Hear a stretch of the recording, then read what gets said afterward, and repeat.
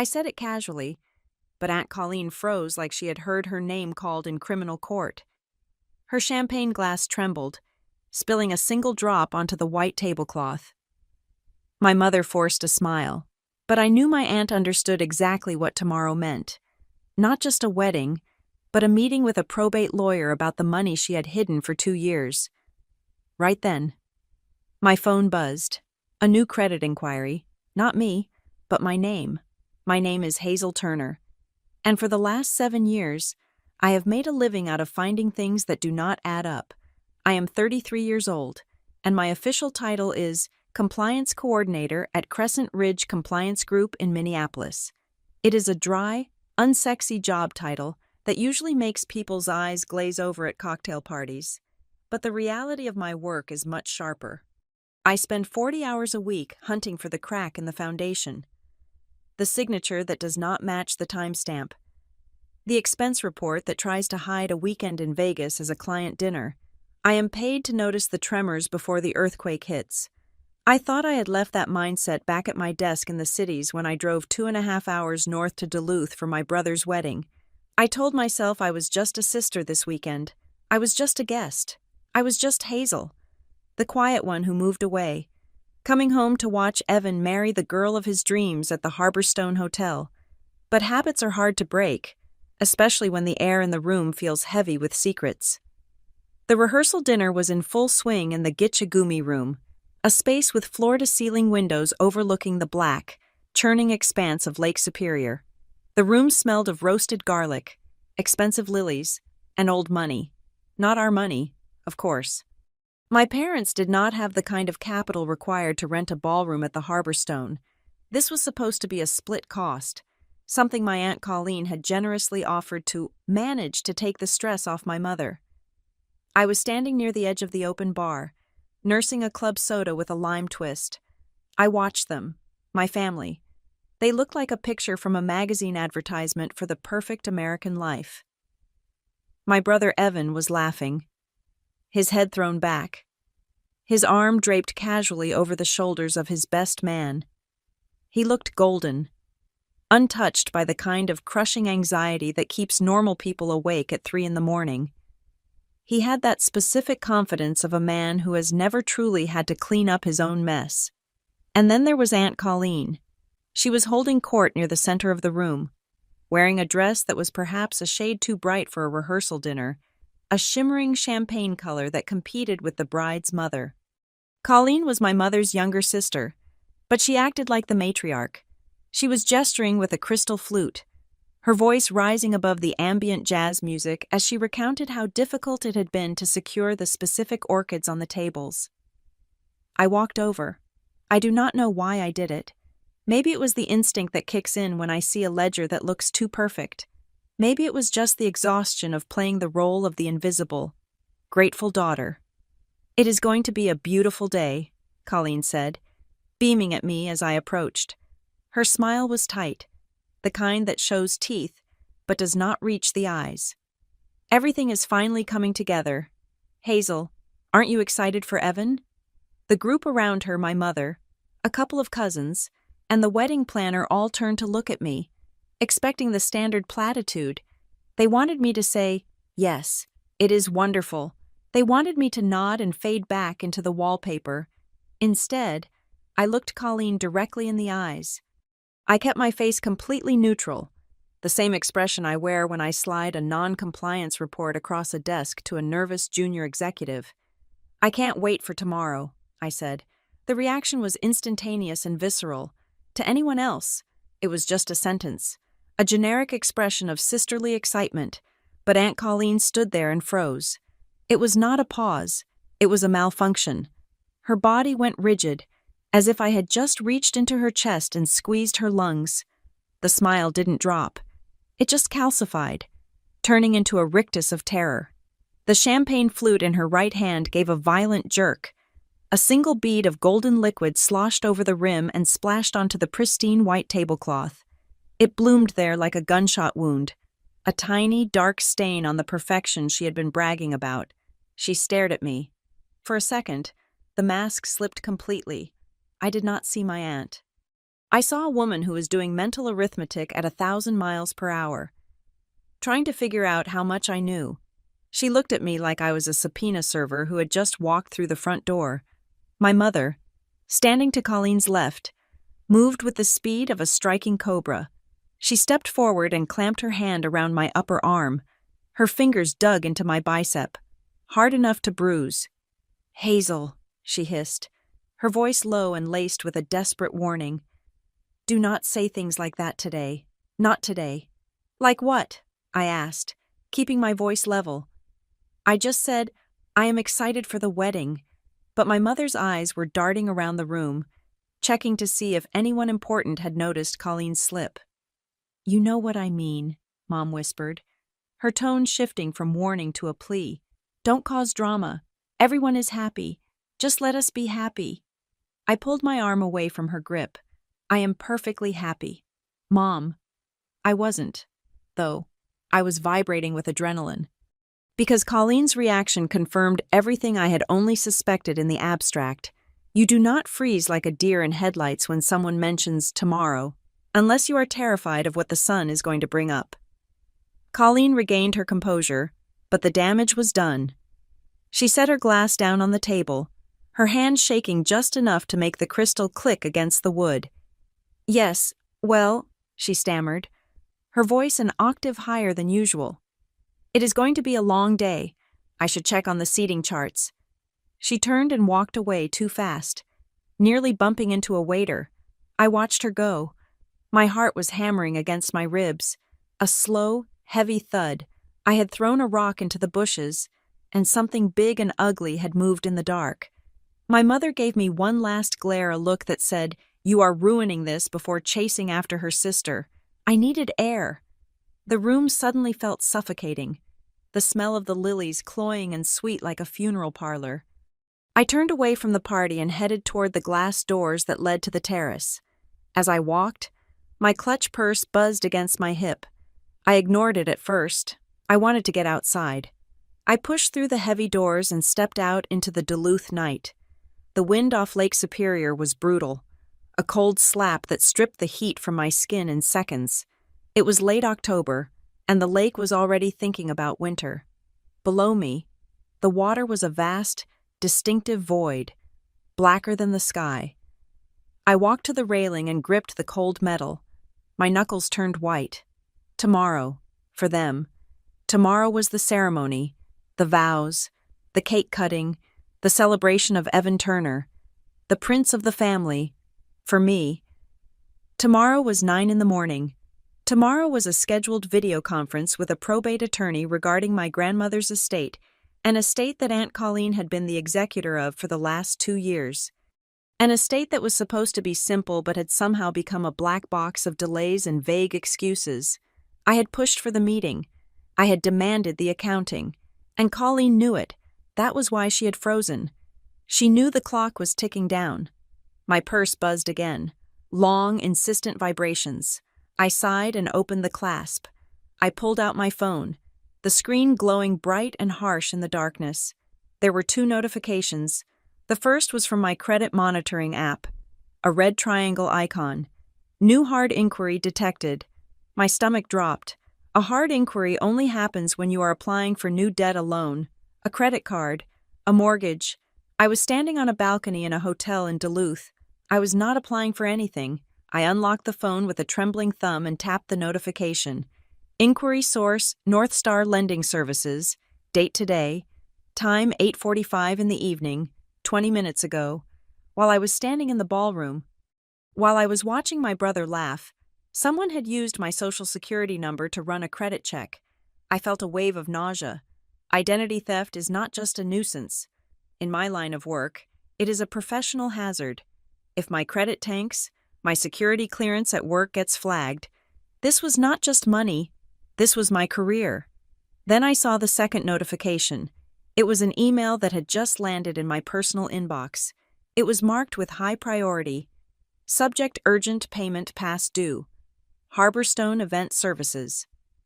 I frowned. I stared at the screen, the wind whipping my hair across my face. Harborstone. The hotel we were currently standing in, I tapped the email. It opened slowly, the signal weak out here on the balcony. Dear Ms. Turner, we are writing to inform you that the second installment for the Turner-Bennett wedding reception financing plan is now 5 days past due. As per the agreement signed on August 15th, failure to remit the payment of $4,500 by midnight tonight will result in the cancellation of vendor services for the scheduled event tomorrow. Please click the link below to process payment immediately. I stopped breathing. $4,500. My name, Ms. Turner. I had not signed anything. I had not agreed to pay for the reception. Evan and my parents had told me explicitly that the wedding was covered. Colleen handled the budget, they said. The bride's family chipped in, they said. I scrolled down the email. My fingers numb from the cold. I needed to see the invoice attached. I needed to see the proof. The PDF loaded. It was a financing contract for $25,000 to cover catering and venue rental. The applicant's name, Hazel Marie Turner. The Social Security number listed mine. But it was the billing address that made the world stop spinning. I stared at the screen, blinking to make sure the tears forming in my eyes were from the wind and not the sudden, sharp heartbreak that was slicing through my chest. If I had opened this account, the billing address would be my apartment in Minneapolis. It would be the place where I lived, where I paid my bills, where I had built a life separate from the chaos of this family. But the address on the invoice was not my apartment. It was 412 Oakwood Drive, my parents' house, the house where I grew up, the house where my mail used to go 10 years ago, the house where my mother and father lived. Aunt Colleen didn't just steal my identity. She didn't just use my good credit score because Evans was likely in the trash. She had done it with an address that she could access. She had done it so the bills would go to my parents' house, where she could intercept them, hide them, and keep the game going. I looked back through the glass doors. I could see the warm, golden light of the ballroom. I could see Evan raising a glass. I could see my mother laughing, her hand on Colleen's arm. They were all in there, warm and safe. I looked down at the phone again. The past due notice glared back at me. They weren't just letting me pay for the wedding. They were stealing my future to pay for their party. I swiped the notification away and opened my banking app. I needed to see how deep this rot went. Can't wait for tomorrow, I whispered to the empty lake. My voice sounded strange, hard. It sounded like the voice of a woman who was done being the sister. Tomorrow wasn't a wedding anymore. Tomorrow was an audit. I stared at the glowing screen of my phone until the backlight timed out and left me standing in the dark. The wind coming off the lake was biting, but I did not go back inside. Not yet. I needed the cold. I needed the physical discomfort to ground me, because my mind was already racing backward, connecting dots that I had spent a decade trying to ignore. It should not have surprised me. That was the saddest part. Finding out that my identity had been used to finance a party should have been a shock. But in the ecosystem of the Turner family, it was just a variation on a theme. There has always been a distinct hierarchy in our house, a natural order that everyone accepted as gravity. Evan was the son. He was the golden boy, the protagonist, the one whose gravity held us all in orbit. I was the atmosphere essential for survival, expected to be there, but only noticed when the pressure dropped. I leaned against the freezing railing and closed my eyes, letting a memory from 12 years ago wash over me. It was a Tuesday. Evan was 19. He had been driving our father's sedan, a sturdy, reliable car that Dad loved more than his lawnmower. Evan had taken a turn too fast on a wet road and put the car into a ditch. The front axle was snapped, the frame bent, totaled. I remembered sitting at the kitchen table, doing my college calculus homework, waiting for the explosion. I expected Dad to scream. I expected Mom to cry about insurance premiums. Instead, the front door opened, and they walked in like they were returning from a war zone. Mom was holding Evan's face in her hands, checking him for scratches that did not exist.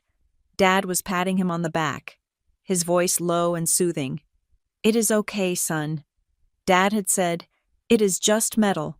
We are just glad you are safe. We will sort it out." 2 weeks later, There was a certified pre-owned SUV in the driveway for Evan. Safer, they said, more robust. They dipped into their savings to ensure he felt secure getting back on the road. 3 years later, it was my turn to ask for help. I had graduated early, working 2 jobs to keep my student loans down. I had found a studio apartment in Minneapolis, a shoebox with a view of a brick wall. But it was mine. I needed $1,200 for the security deposit and the first month's rent. I had $800. I was $400 short. I remembered the phone call perfectly. I stood in the break room of the coffee shop where I was a barista, smelling like stale milk and espresso grounds. I asked Mom if they could loan me the $400. I had a spreadsheet showing how I would pay them back in 6 weeks. There was a long silence on the other end of the line. "Oh, Hazel," Mom had said, her voice tight. "You know things are tight right now with Evan's tuition, and we just had to fix the roof. You are so smart, honey. You are the resourceful one. You can figure it out. You can figure it out." That was the family motto for Hazel. Evan gets a safety net. Hazel gets a compliment and a dial tone. I did figure it out. I picked up 3 extra shifts, sold my old flute, and ate instant oatmeal for a month.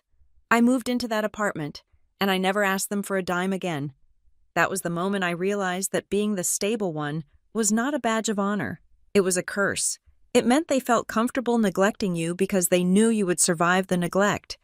And then there was Aunt Colleen. If Evan was the golden child and I was the resource, Colleen was the broker. She had inserted herself into our immediate family dynamics about 5 years ago, right around the time my grandmother's health began to decline. Colleen did not have children of her own, so she adopted our finances instead. She positioned herself as the pragmatic savior. She was the one who knew which tax forms to file. She was the one who knew a guy at the bank. She was the one who told my parents that they were too stressed to handle the bills and that she would streamline everything for them. I always hated the way she used that word, streamline. It was Colleen who had encouraged my parents to refinance their house to pay off Evan's credit card debt when he tried to start a photography business that failed in 3 months. I had argued against it at Christmas dinner that year. "You are enabling him," I had said. Colleen had looked at me across the turkey, smiling that tight, secretive smile of hers. It was not a smile of warmth. It was the smile of a person who holds the only key to a locked room. "We are family." "Hazel," she had said, her voice dripping with condescension. "We help each other. I am just trying to do what is best for the family legacy. You worry too much about the numbers. Let me handle the details." She always acted like money was a dirty subject that only she was brave enough to touch. She hid everything behind a wall of, "Don't worry about it," and I took care of it. That was why I left. I did not move to Minneapolis just for a job. I moved to get away from the suffocating expectation that I would always be the cleanup crew for Evan's disasters and Colleen's schemes. I kept my visits short. I kept my phone calls brief. I built a wall of professional distance and lived a quiet, compliant life where rules were followed and consequences were real. I had not wanted to come to this wedding. When the invitation arrived, I left it on my counter for a week. I knew what it would be. A weekend of watching Evan be celebrated for doing the bare minimum while I was asked to fix the printer, run errands, or listen to Mom complain about how much everything cost. But then Evan had called me. It was late, and he sounded different, vulnerable. "Hazel, please," he had said. "Kira is amazing. She is the best thing that has ever happened to me. I need you there. I need my sister. Please just come and be happy for me. Do not make it tense. Do not bring up the past. Just come for the joy. Do not make it tense." That was the condition. My presence was requested. But my personality was not. I had agreed. I had told myself I could do it. I would drive up, wear the dusty rose bridesmaid dress, smile for the photos, eat the chicken, and go home. I promised myself I would be a spectator. I would not fix anything. I would not ask questions. I would not be the compliance coordinator. I would just be Hazel, the sister who lives in the city. I looked down at the dark water of Lake Superior again. The irony was bitter. I had come here determined to stay out of their mess, and they had dragged me into the center of it before I even unpacked my suitcase. They did not just want me to witness the wedding, they wanted me to subsidize it. I shivered, the cold finally seeping through my coat. I could not stay out here all night. If I stayed away too long, Mom would come looking, or worse, Colleen would get suspicious that I was doing exactly what I was doing, checking the math. I pushed off the railing and turned back toward the hotel. I wiped the wind tears from my eyes and composed my face. I had to go back in there and act like I did not know that there was a $25,000 loan with my Social Security number on it. I had to play dumb until 9 in the morning. I reached for the door handle, but before I could pull it, my phone buzzed again in my hand. I hesitated. I did not want to look. I knew, with the instinct of a person who has spent a lifetime bracing for impact, that it was not good news. I lifted the phone. New message from Mom. I stared at the preview on the lock screen. The words were bright and innocent, glowing against the background photo of my cat. Hazel honey, I know you are relaxing, but could you meet me for breakfast early tomorrow? There are just a few final vendor payments that need to clear before the ceremony, and my card is acting up again. I need you to stand in and clear a few things, just temporarily. Evan will pay you back after the honeymoon. I felt a laugh bubble up in my throat, but it was a dark, jagged thing, just temporarily. Evan will pay you back. It was the same script, the same play. They were not asking. They were informing me of my role. They assumed that because I had a job, because I was single, because I was the stable one, I was an endless resource to be tapped whenever their math did not work out. But they had made a mistake. They thought they were texting the daughter who ate oatmeal for a month to avoid asking for help. They thought they were texting the girl who believed "you can figure it out" was a lesson in character building. They did not realize they were texting a compliance officer who had just found a fraudulent hard inquiry on her credit report. I did not reply. I slid the phone into my pocket. I opened the door and stepped back into the warmth of the rehearsal dinner. The jazz music was still playing. The laughter was still loud. Colleen was still holding her court near the bar, her back to me. I walked toward them, not as the sister, but as the witness.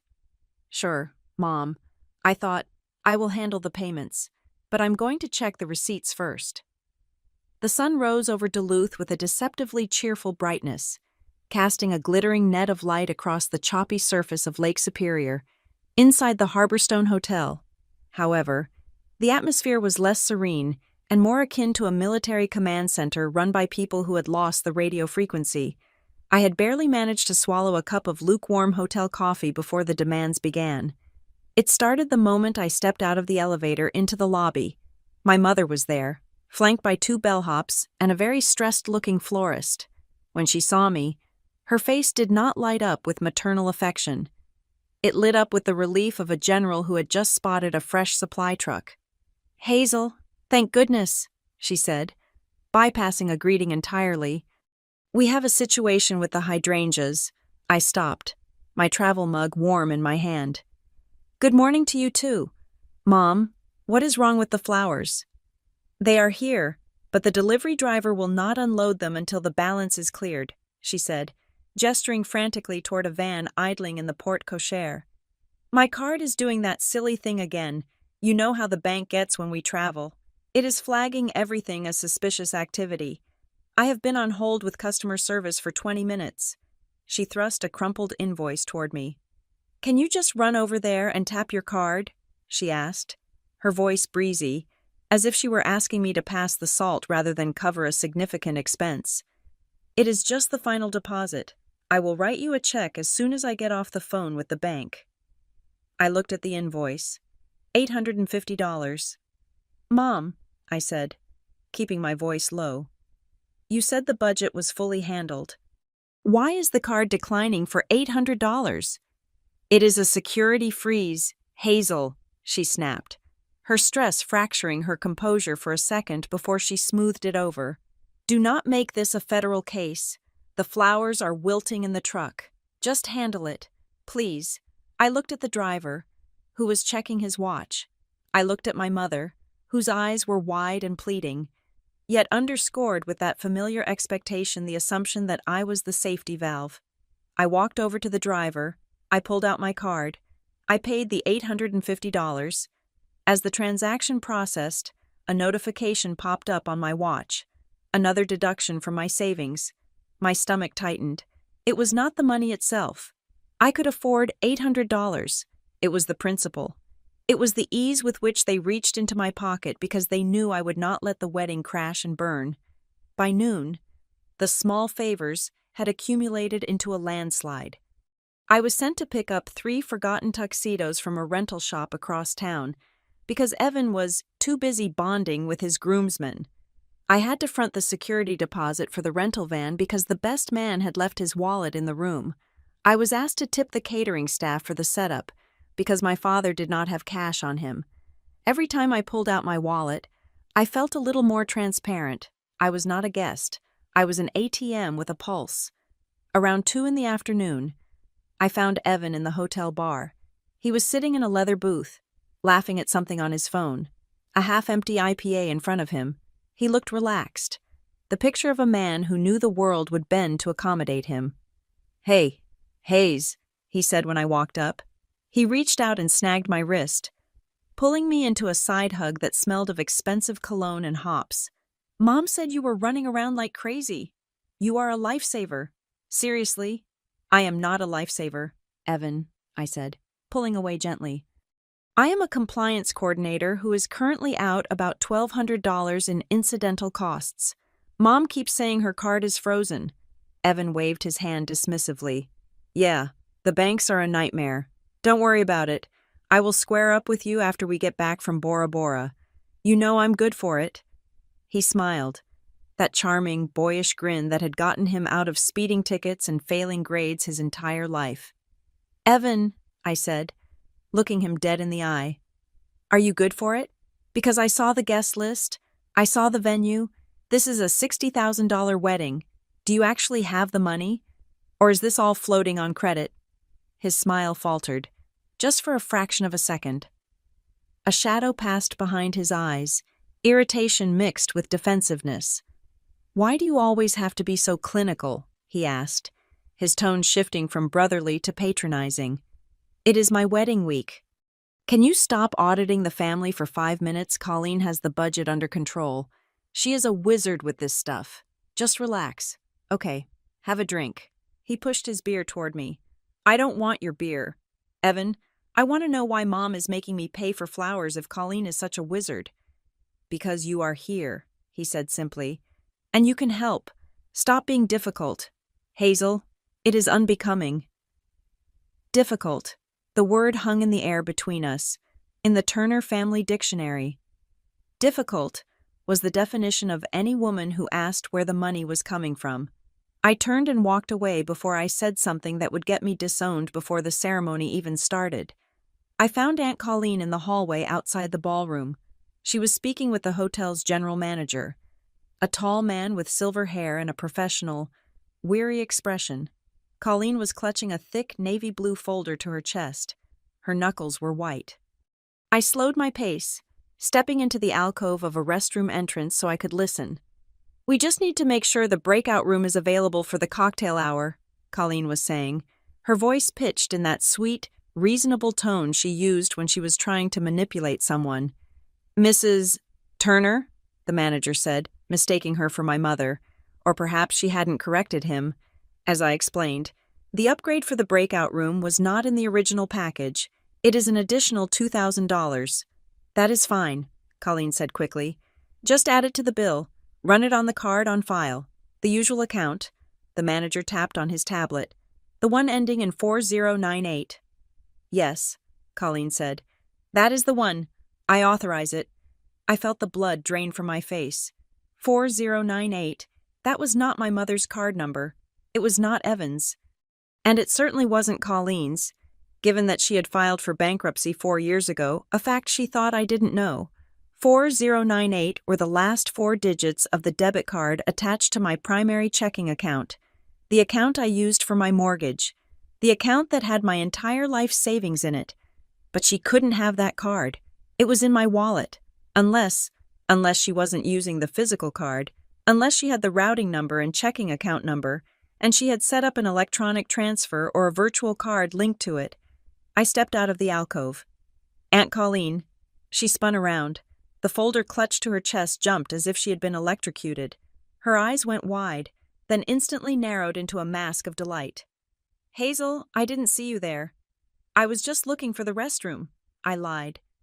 Is everything okay with the venue? Perfect, she said, too loudly. Just ironing out some wrinkles. The manager is being a dear. She turned her body slightly, angling the folder away from me. It was overstuffed. Papers sticking out at haphazard angles. That is a lot of paperwork for a party, I observed, nodding at the folder. Need any help organizing it? You know I do audits for a living. Oh, no, she said, clutching it tighter. It is just my own chaotic system. You would not understand it. It is all chicken scratch. Go get ready for the welcome dinner. Honey, you look tired. She hurried away, her heels clicking rapidly on the marble floor. She didn't look back. I watched her go, my heart hammering a warning rhythm against my ribs. She had authorized a charge on a card ending in 4098.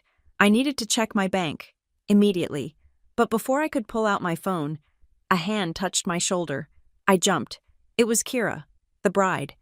She looked beautiful, but pale. Her hair was pulled back in a severe bun, and she was wearing a white sweater that made her look washed out. Hazel, she said softly, do you have a minute? Sure. Kira, what is it? She looked down the hallway where Evan was still drinking in the bar, and then in the other direction where Colleen had vanished. I feel like I'm going crazy, she whispered. Every time I ask about the vendor payments, Evan tells me not to worry. Every time I ask Colleen to see the final tally so I can show my dad, she says she left the binder in her room. My dad is getting suspicious. He offered to pay for the bar tab directly, and Colleen got weirdly defensive. She insisted she had to funnel it through the wedding account to keep the taxes straight.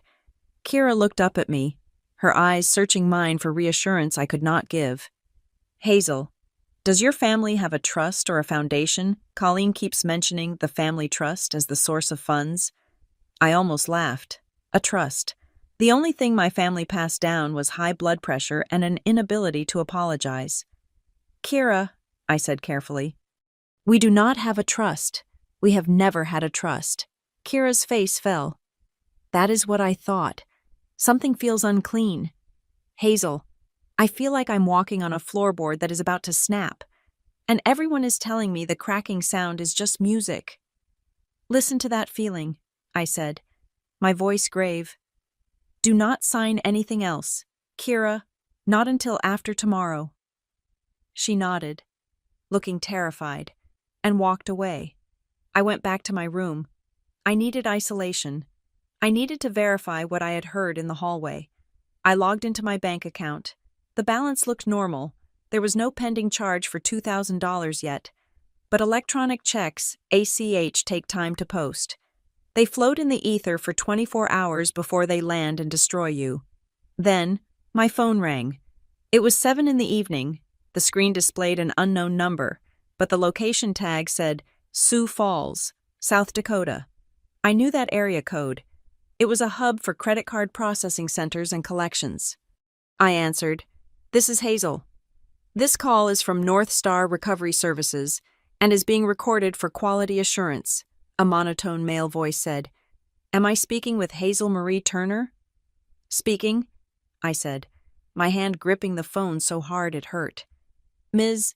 Turner, I am calling regarding your account ending in 772. We show a past due balance of $3,400 for the bridal suite luxury upgrade financing package. We have sent multiple notices to the address on file at 412 Oakwood Drive. 412 Oakwood, my parents' house. Again. I did not authorize that charge, I said, my voice trembling with rage. I did not open that account. Ma'am, the account was opened electronically on September 12th. It was verified with your social security number, date of birth, and the answer to your security question. What was the name of your first pet, Buster, my golden retriever, a dog that died when I was 10? A dog that everyone in my family knew the name of. That is fraud, I said. I am disputing this. I can note your dispute, ma'am, but until a police report is filed, the debt remains valid and will be reported to the credit bureaus tomorrow. Do it, I snapped. Report it. I will see you in court. I hung up. I was shaking. September 12th. That was 6 weeks ago. That was right around the time Colleen told my mom she had found a way to stretch the budget. She hadn't stretched the budget. She had stretched my identity. I couldn't wait for the morning. I couldn't wait for the lawyer. I needed proof now. Physical proof. I left my room. I didn't take the elevator. I took the stairs down to the second floor, where my parents and Colleen were staying. I knew the schedule. Tonight was the welcome cocktails for the out-of-town guests in the main lobby. They would all be there. Colleen loved being the hostess. She would be downstairs, holding a glass of wine, accepting compliments for a party she stole from me. I walked down the hallway. The door to room 214, Colleen's room, was closed. I didn't have a key card. But I knew something about Colleen. She was chaotic. She was the type of person who propped doors open with latches because she was constantly running back and forth. I walked past the room. The door was shut. I turned the corner and saw a housekeeping cart. The maid was down at the other end of the hall. I walked back to Colleen's door. I pushed on it gently. Locked. I swore under my breath. Then I looked down. There, barely visible under the doorframe, was the edge of a white card, a Do Not Disturb sign that had fallen. No, I knelt. It wasn't a sign. The door wasn't fully latched. The heavy security bar at the top, the swing latch, had gotten stuck in the out position, preventing the door from clicking shut completely. It was resting against the frame, leaving a gap of 2 millimeters. Colleen, in her rush to get downstairs to the cocktail hour, had been careless. I pushed. The door swung open silently. I stepped inside. The room was a disaster zone. Clothes were flung over every chair. Shoeboxes were stacked by the TV. And there, on the desk, sat the navy blue folder. It was open. I walked over to it. My breath caught in my throat. I didn't touch it at first. I just looked.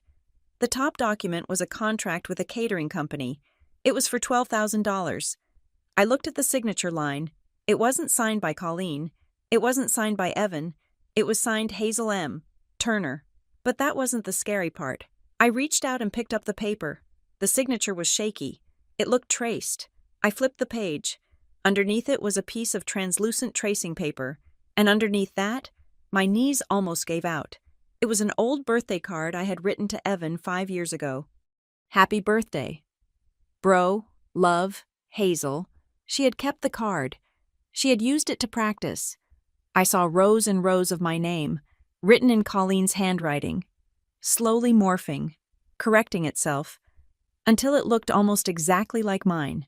She hadn't just stolen my numbers. She had spent hours perfecting the art of becoming me. I pulled out my phone and snapped a picture of the tracing paper. Then I heard the elevator ding down the hall. Voices. Familiar voices. I just need to grab my lipstick. I will be right back. Colleen's voice called out. She was coming back. I was standing in the middle of her room, holding the evidence of her crime, and she was 20 seconds away. I looked at the window. Sealed. I looked at the bathroom. No exit. I looked at the closet. I didn't have a choice. I shoved the papers back into the folder, exactly as they were, and stepped into the narrow closet, pulling the louvered door shut just as the key card beeped in the lock. The door to the room opened. "Stupid latch," Colleen muttered. I held my breath, watching through the slats as my aunt walked into the room, humming a wedding march that sounded more like a funeral dirge. She walked straight to the desk. The morning of the wedding arrived with a heavy leaden sky that pressed down on the Harborstone Hotel, turning the view of Lake Superior into a wall of gray slate. I had barely slept. Every time I closed my eyes, I saw the practice sheets in Aunt Colleen's folder, my name written over and over again until it stopped looking like a signature and started looking like a sentence. I was sitting on the edge of the bed, staring at the wall, when a sharp rap on the door made me jump. I pulled my robe tighter and walked to the door. I expected housekeeping or maybe my mother coming to ask for another favor, but when I opened it, The hallway was empty.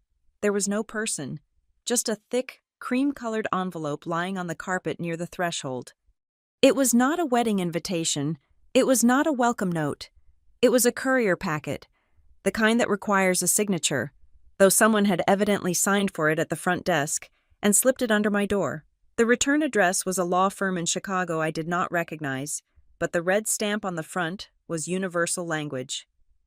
Urgent final notice. Prior to litigation. I picked it up. My hands were cold.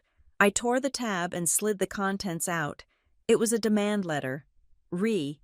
Outstanding balance. Lux Event Rentals. Amount due. $7,850. I read the number again. $7,850. I walked backward into the room and sat down at the small desk, flattening the paper with a shaking hand. This was not the financing for the venue. This was not the catering bill. This was a third debt. This was for specialty furniture and vintage decor rentals. I read the paragraph below the amount. Despite multiple attempts to collect payment via the credit card on file, the transaction has been declined. Unless the full balance is remitted by 5 in the afternoon today, we will be forced to file a civil suit for breach of contract and theft of services.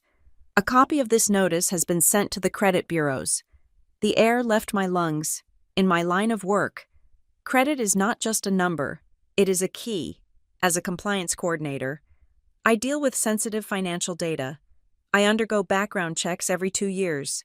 A civil judgment for theft of services or a tanking credit score could trigger a review of my security clearance. If I lost my clearance, I lost my job. Colleen wasn't just spending my money. She was lighting my career on fire to keep Evan warm. I grabbed my phone. I did not call my mother. I did not call Evan. I called the number listed on the letterhead for Lux Event Rentals. It rang 3 times. Accounts receivable. This is Sarah, a woman answered, her voice brisk and unamused. Hi, this is Hazel Turner, I said. My voice was steady, the professional mask sliding into place. I am holding a demand letter from your firm regarding an account I supposedly opened. One moment. Ms. Turner, she said. I heard the clicking of a keyboard. Yes, we have been trying to reach you for weeks.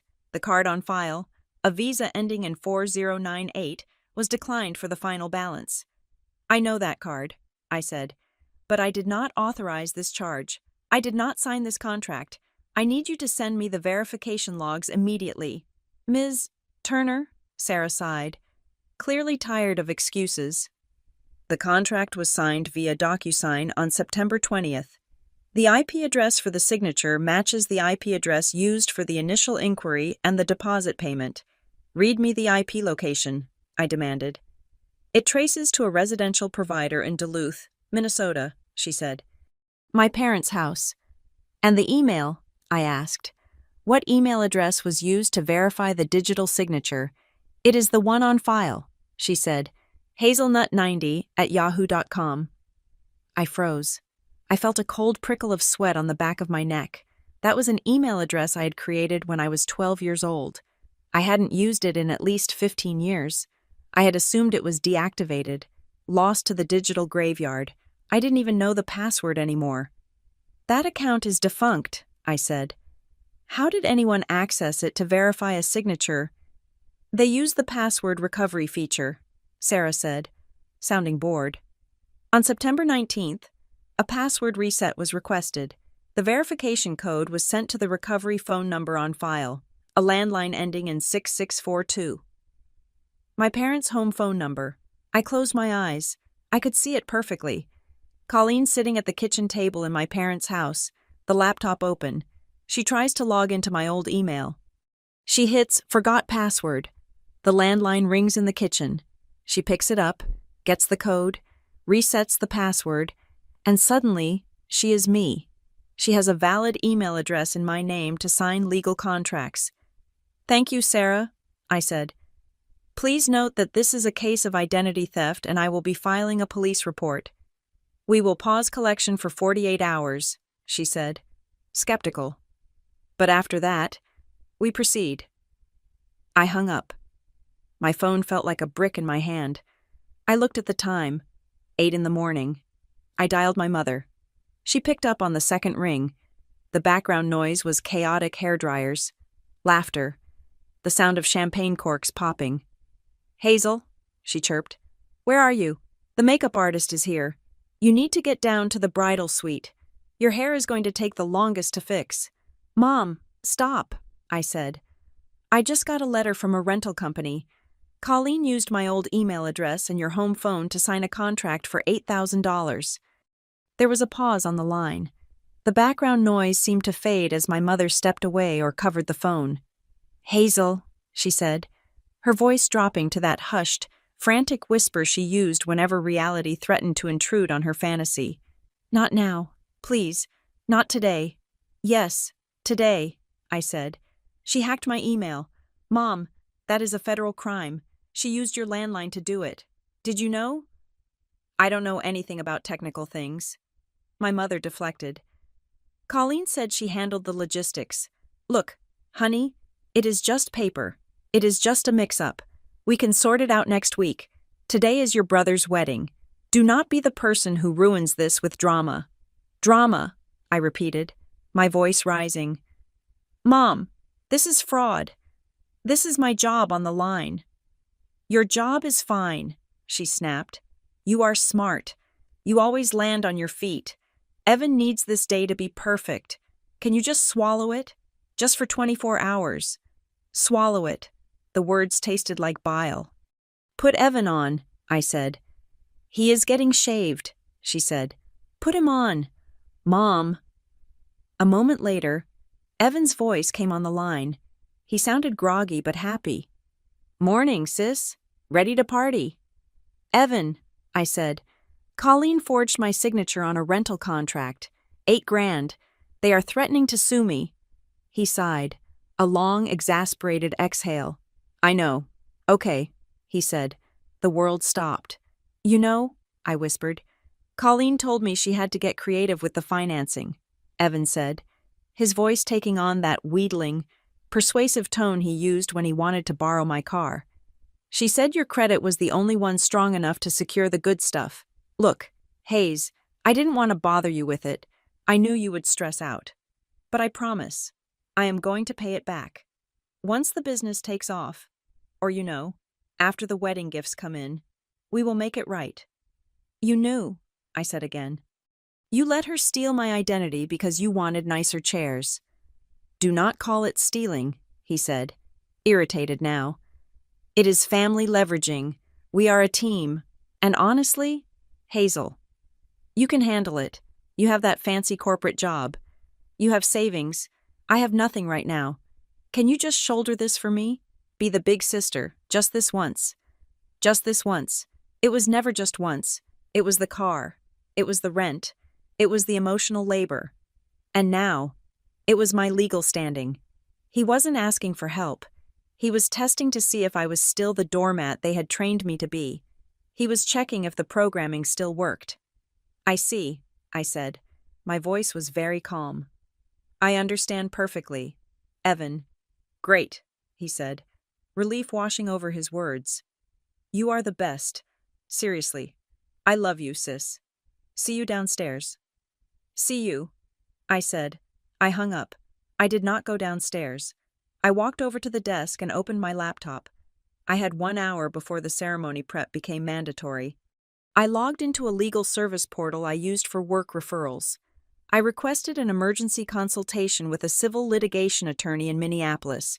It was Saturday, but for $300 an hour, you can find someone willing to talk.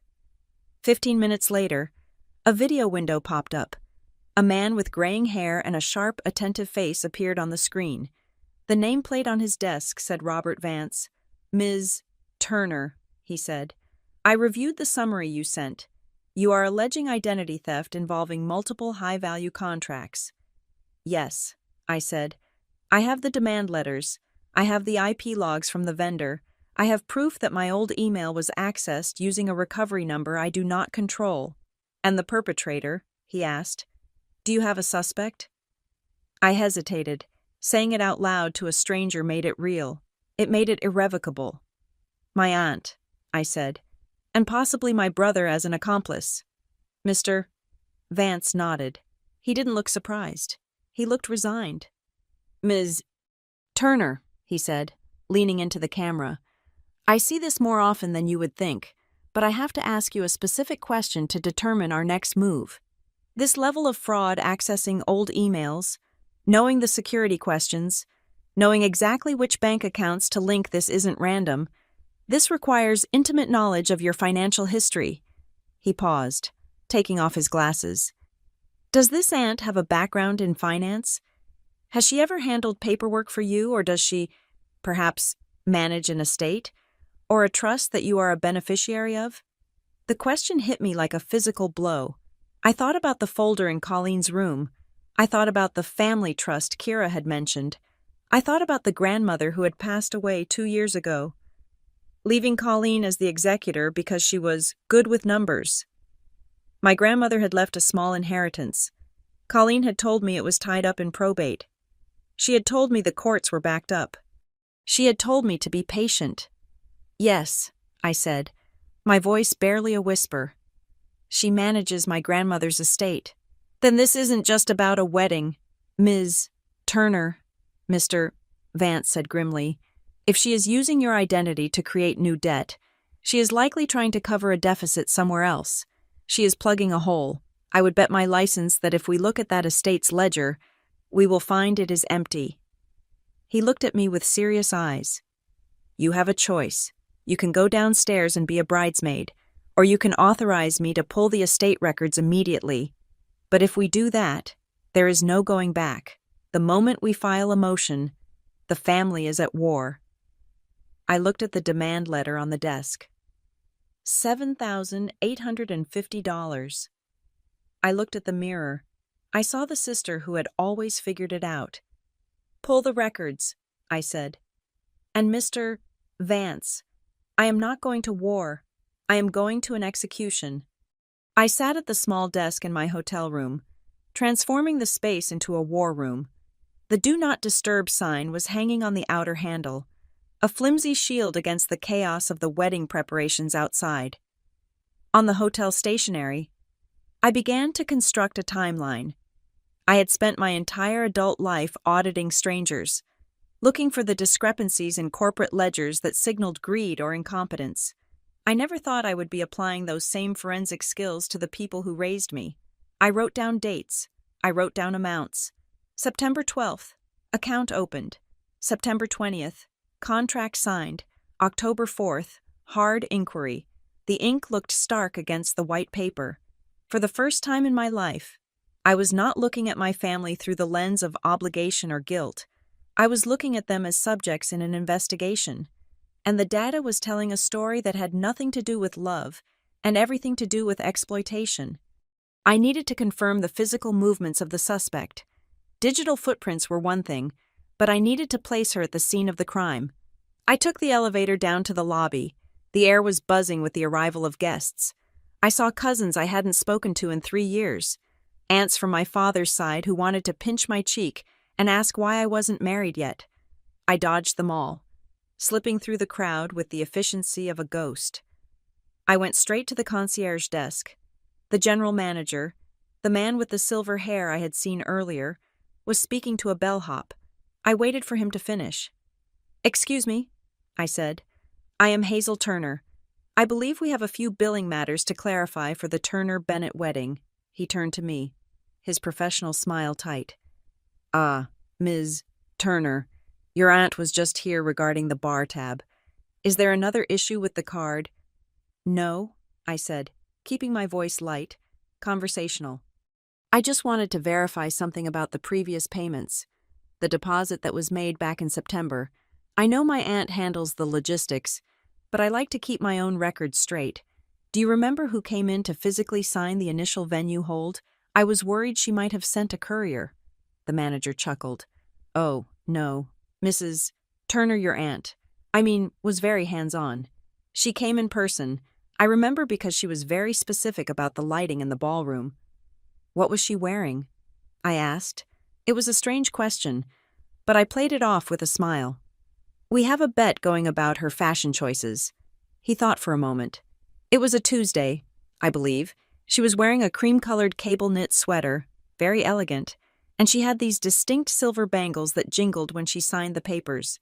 And, well, she wears a rather memorable perfume, gardenia.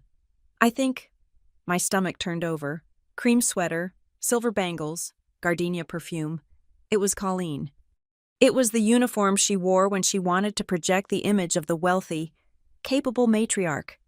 She had stood at this counter, smelling of flowers, and signed my name on a contract that would ruin my credit score, all while discussing ballroom lighting. I thanked him and walked away, feeling like the floor was tilting beneath my feet. I found a quiet corner in the business center and opened my laptop again. I needed to dig deeper. If she had opened rental contracts and venue financing, what else had she done? I pulled up my full credit report again, scrolling past the big inquiries to the smaller, softer hits. There it was, Klarna Financing, open date October 2nd, a buy now, pay later account. I clicked on the transaction details. It was for a jewelry store in downtown Duluth. The purchase amount was $2,400. I navigated to the jewelry store's website and used the order number from the credit report to track the status. The page loaded. Order diamond drop earrings. Platinum finish. Status delivered. Delivery address: 412 Oakwood Drive. Signed for by C. Turner. My mother didn't wear platinum. She only wore gold. I didn't wear diamond drop earrings. I couldn't afford them. And even if I could, I wouldn't finance them at 20% interest. But I had seen those earrings. I had seen them in the brochure Colleen had been showing off at breakfast. She had called them her little treat for the wedding. Something to match her dress. She had told everyone she bought them at an estate sale. She hadn't bought them at an estate sale. She had bought them with my credit rating. I closed the laptop. The anger was gone, replaced by a cold, sharp clarity. This wasn't desperation. Desperation is stealing bread. This was entitlement. This was Colleen deciding that her desire to look rich was more important than my financial survival. But there was one thing that bothered me more than the earrings. The money was bad, but money is fungible. You can sue for money. You can dispute charges. But there was something else in the mix. Something that had been nagging at me since I spoke to the lawyer about the estate. The ring. My grandmother left a sapphire and diamond ring. It was a massive, beautiful piece of jewelry from the 1920s. In her will, she had left it to the first grandson to marry, which meant Evan. It was supposed to be the ring he gave to Kira. But Kira wasn't wearing an antique sapphire. She was wearing a modern princess-cut diamond. I found Evan in the groom's suite. He was getting his tie adjusted, surrounded by his friends who were already half drunk. "Evan, can I borrow you for a second?" I asked from the doorway. "Not now. Hayes," he said, checking his reflection. "We have photos in 10 minutes. It is about Grandma's ring," I said. He paused. He waved his friends out of the room. They filed past me, smelling of whiskey and hairspray. "What about it?" Evan asked, turning to face me. He looked annoyed. "Why isn't Kira wearing it?" I asked. "Grandma left it for this exact day." Evan shifted his weight. He looked at the floor, then at the ceiling. "You know how it is. Kira wanted something new, something that was just ours. We decided to keep the heirloom safe." "Safe where?" I pressed. "Colleen has it," he said. "She is keeping it in her safe deposit box. She is going to bring it out for the ceremony later, just for the detail shots. The photographer wants a picture of it on the bouquet." "You have seen it?" I asked. "Recently." "Hazel, stop," Evan snapped. "Why are you so obsessed with this? Colleen has it. She has been taking care of everything." "God, you are killing the vibe." "I am just asking," I said. "Well, stop asking. It is handled." He pushed past me and walked out into the hall. He believed it. That was the tragedy of Evan. He believed the lie because the lie was comfortable. I needed to find Colleen. I tracked her down in the ballroom. She was directing the waitstaff on how to fold the napkins. She looked commanding, authoritative, the perfect organizer. I walked up to her. "Aunt Colleen." She turned. Her smile was instantaneous, but her eyes were alert. Hazel, isn't this room breathtaking? Look at the light. It is beautiful, I said. Evan told me you are bringing Grandma's ring down for the photos later. The photographer is asking for it.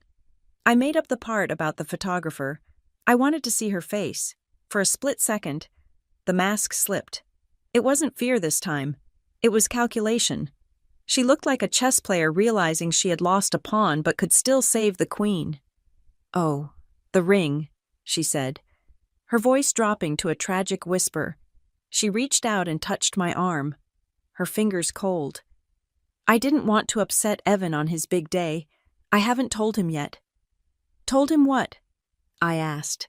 It is misplaced, she said. The word hung in the air. Misplaced. Misplaced? I repeated. It is a $10,000 sapphire. Colleen, you don't misplace it like a set of car keys.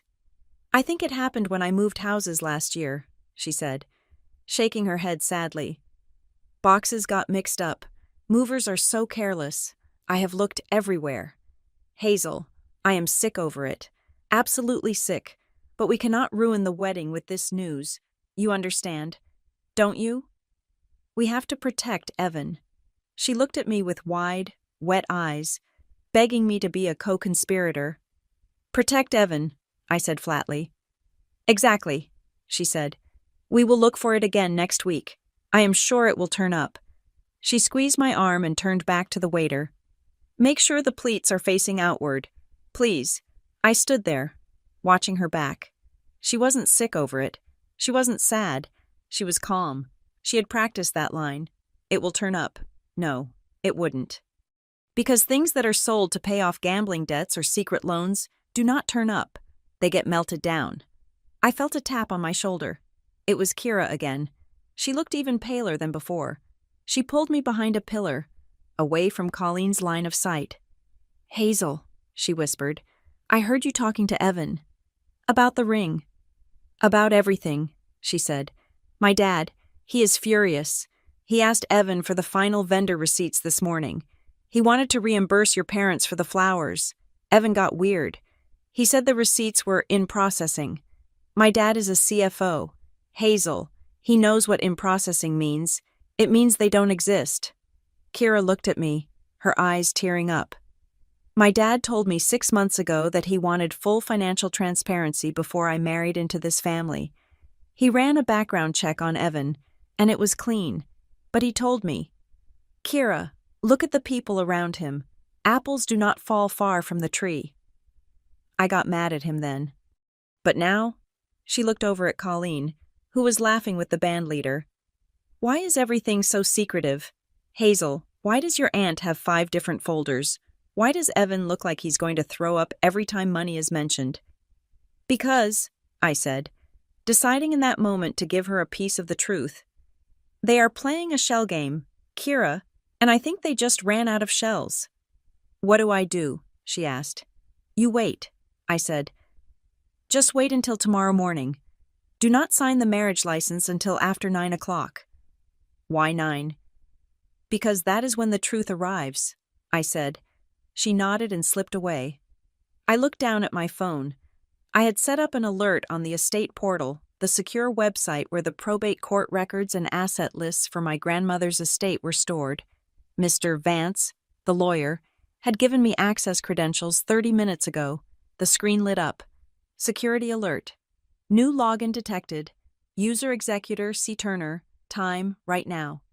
I looked across the room. Colleen was not looking at her phone. She was talking to the florist. But her purse, a large designer tote bag, was sitting on a chair near the wall, and the top of the bag was open. I could see the glow of a tablet screen inside. She wasn't logging in. She had given her login to someone else, or she had an automated script running.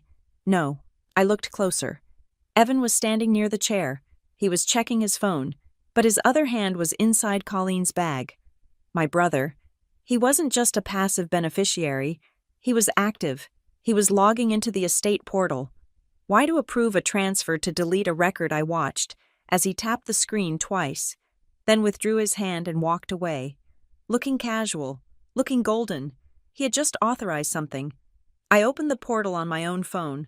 I refreshed the transaction log. Pending transfer $5,000. Destination Harborstone Event Services. Memo family expense. He was draining the last drops of our grandmother's legacy to pay for the booze at his own wedding. I didn't scream. I didn't run over and tackle him. I felt a strange sense of calm settle over me. It was the calm of the executioner who has checked the rope and found it strong. I took a screenshot. Then I sent a text to Mr. Vance. They are moving funds now. Do we have enough? His reply came back 10 seconds later. We have everything. I will see you at 9. I put the phone away. I watched Colleen fluff a napkin. I watched Evan high-five a groomsman. They thought tomorrow was their coronation. They had no idea that tomorrow was my demolition day. I sent the text message to the group chat titled Turner Family Updates, a chat usually reserved for flight arrival times, and photos of flower arrangements at 4:15 in the afternoon. My room, now, essential wedding logistics. I knew they would come. They were all terrified of a logistical failure. They thought I was going to tell them that the cake had collapsed or the band had canceled. They walked into my hotel room 5 minutes later, still riding the high of the day's earlier festivities. My mother was flushed, holding a half-empty glass of Prosecco. My father looked tired but dutiful, the eternal wallet-bearer. Evan was checking his watch, clearly annoyed at the interruption to his leisure time, and Aunt Colleen breezed in last, smelling of gardenias and hairspray, her smile fixed and bright. Make it quick, Hazel, Evan said, leaning against the doorframe. I have to meet the guys at the cigar lounge in 20 minutes. Close the door. Evan, I said. My voice was not loud. It was not emotional. It was the voice I used when I had to inform a CEO that his company was non-compliant with federal regulations and that the fines would be in the millions. Evan frowned but pushed the door shut until it clicked. What is this about? My mother asked, sensing the shift in atmospheric pressure. Is it the seating chart again? I did not answer. I walked over to the small round table near the window. I had arranged the papers in a precise fan, like a winning poker hand that I hated holding. The demand letter from the rental company, the financing agreement for the venue, the receipt for the diamond earrings, the screenshot of the estate transfer Evan had made an hour ago. Explain, I said. I stepped back, giving them space to look. Colleen was the first to move. She walked over to the table, her heels sinking slightly into the plush carpet. She looked down at the documents. Her face did not crumble. It did not pale. She simply tilted her head, as if she were inspecting a menu that had a typo. Oh, Hazel, she sighed, a sound of disappointment.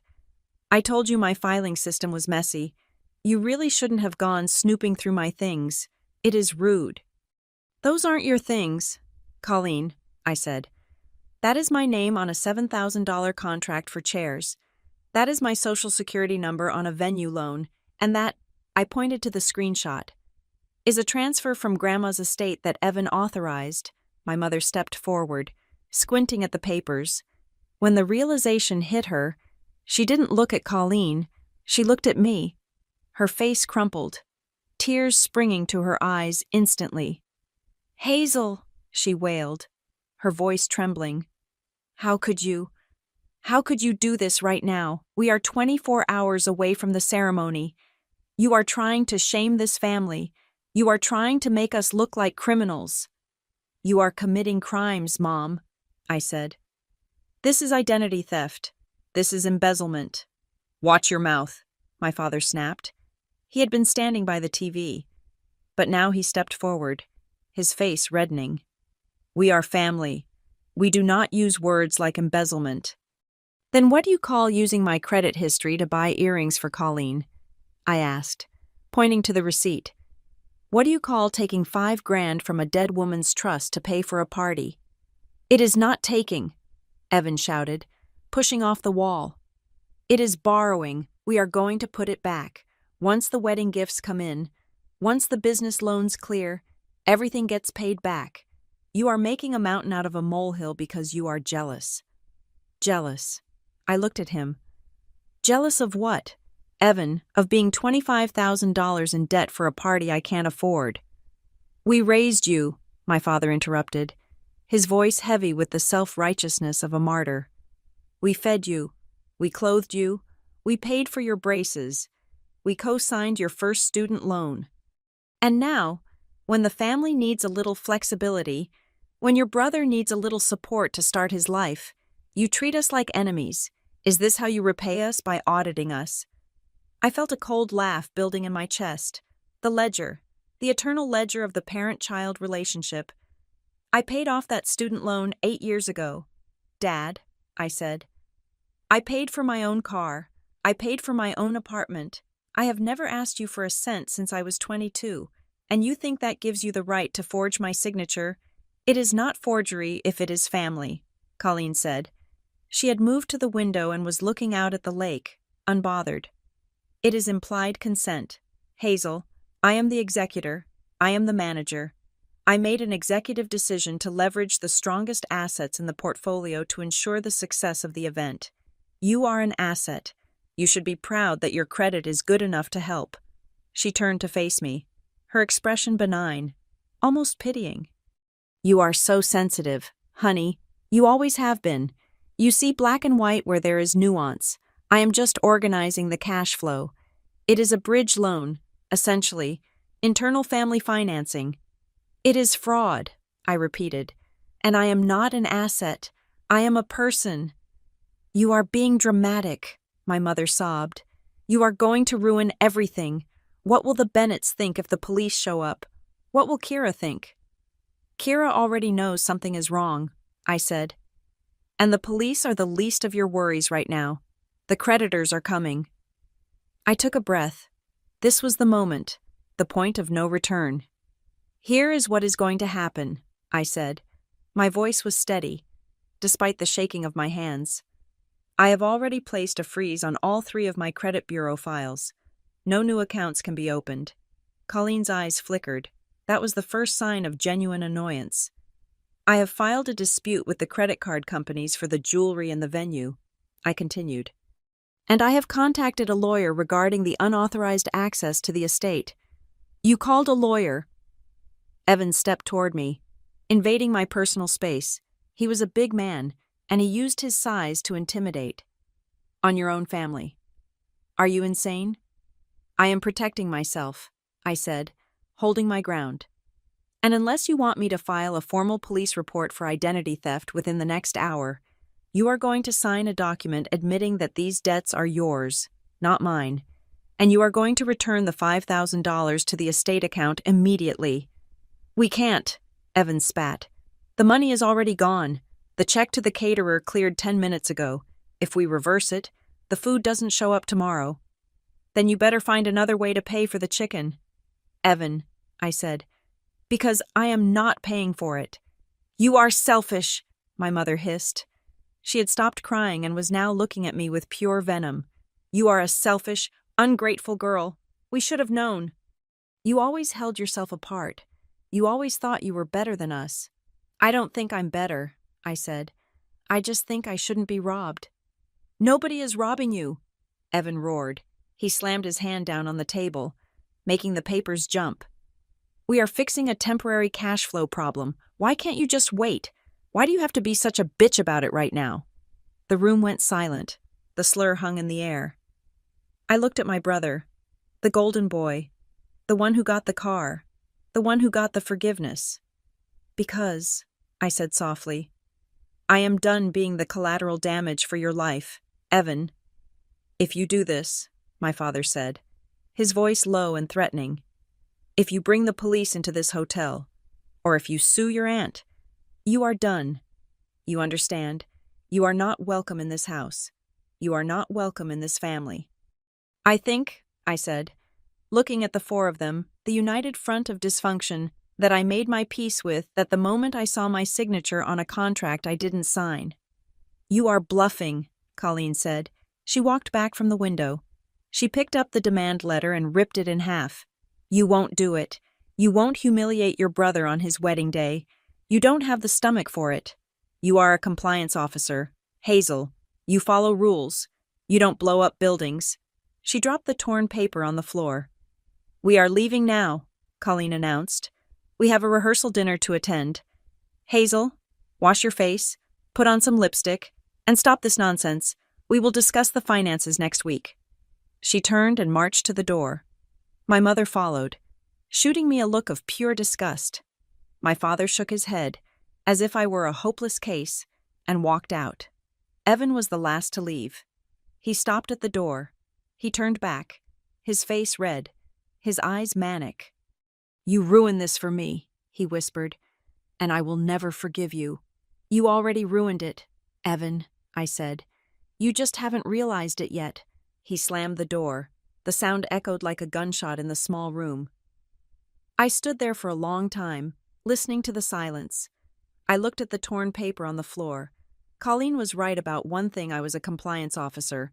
I followed rules, but she forgot the other part of my job. When the rules are broken, I am the one who writes the report that shuts the whole operation down. I sat down on the bed. My legs were shaking now. The adrenaline was fading, leaving behind a cold, hollow ache. They hadn't apologized. Not once. They hadn't even pretended to be sorry. They had just negotiated, threatened, and denied. I checked my phone. No messages from Mr. Vance yet. I needed to get out of the room. I needed to breathe. I went down to the hotel gym. It was empty. I ran on the treadmill for an hour, running until my lungs burned, until the physical pain drowned out the voice of my father telling me I was ungrateful. When I came back upstairs, it was nearly 11 at night. The hotel was quiet. The rehearsal dinner was over. I walked down the hallway to my room. I reached into my purse for my key card. I stopped. The door to my room was ajar. Just a crack. I knew I had pulled it shut. I had heard the latch click when I left for the gym. I always checked the door. It was habit. I pushed the door open slowly, my heart hammering in my throat. The room was dark. "Hello?" I called out. Silence. I reached inside and flipped the light switch. The room looked normal at first glance. The bed was made. The curtains were drawn. But then I looked at the desk. I had left my laptop sitting in the center of the desk, parallel to the edge, charging. I had stacked the remaining papers, the ones Colleen hadn't ripped neatly to the left of it. Now the laptop was sitting at a 45-degree angle. The screen was open. I had left it closed. And the papers were gone. I rushed over to the desk. The space where the evidence had been was empty. I touched the trackpad of the laptop to wake it.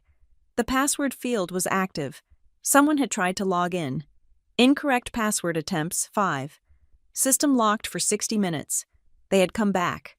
While I was running, while I was trying to clear my head, they had used a key, maybe a spare from the front desk, claiming to be me.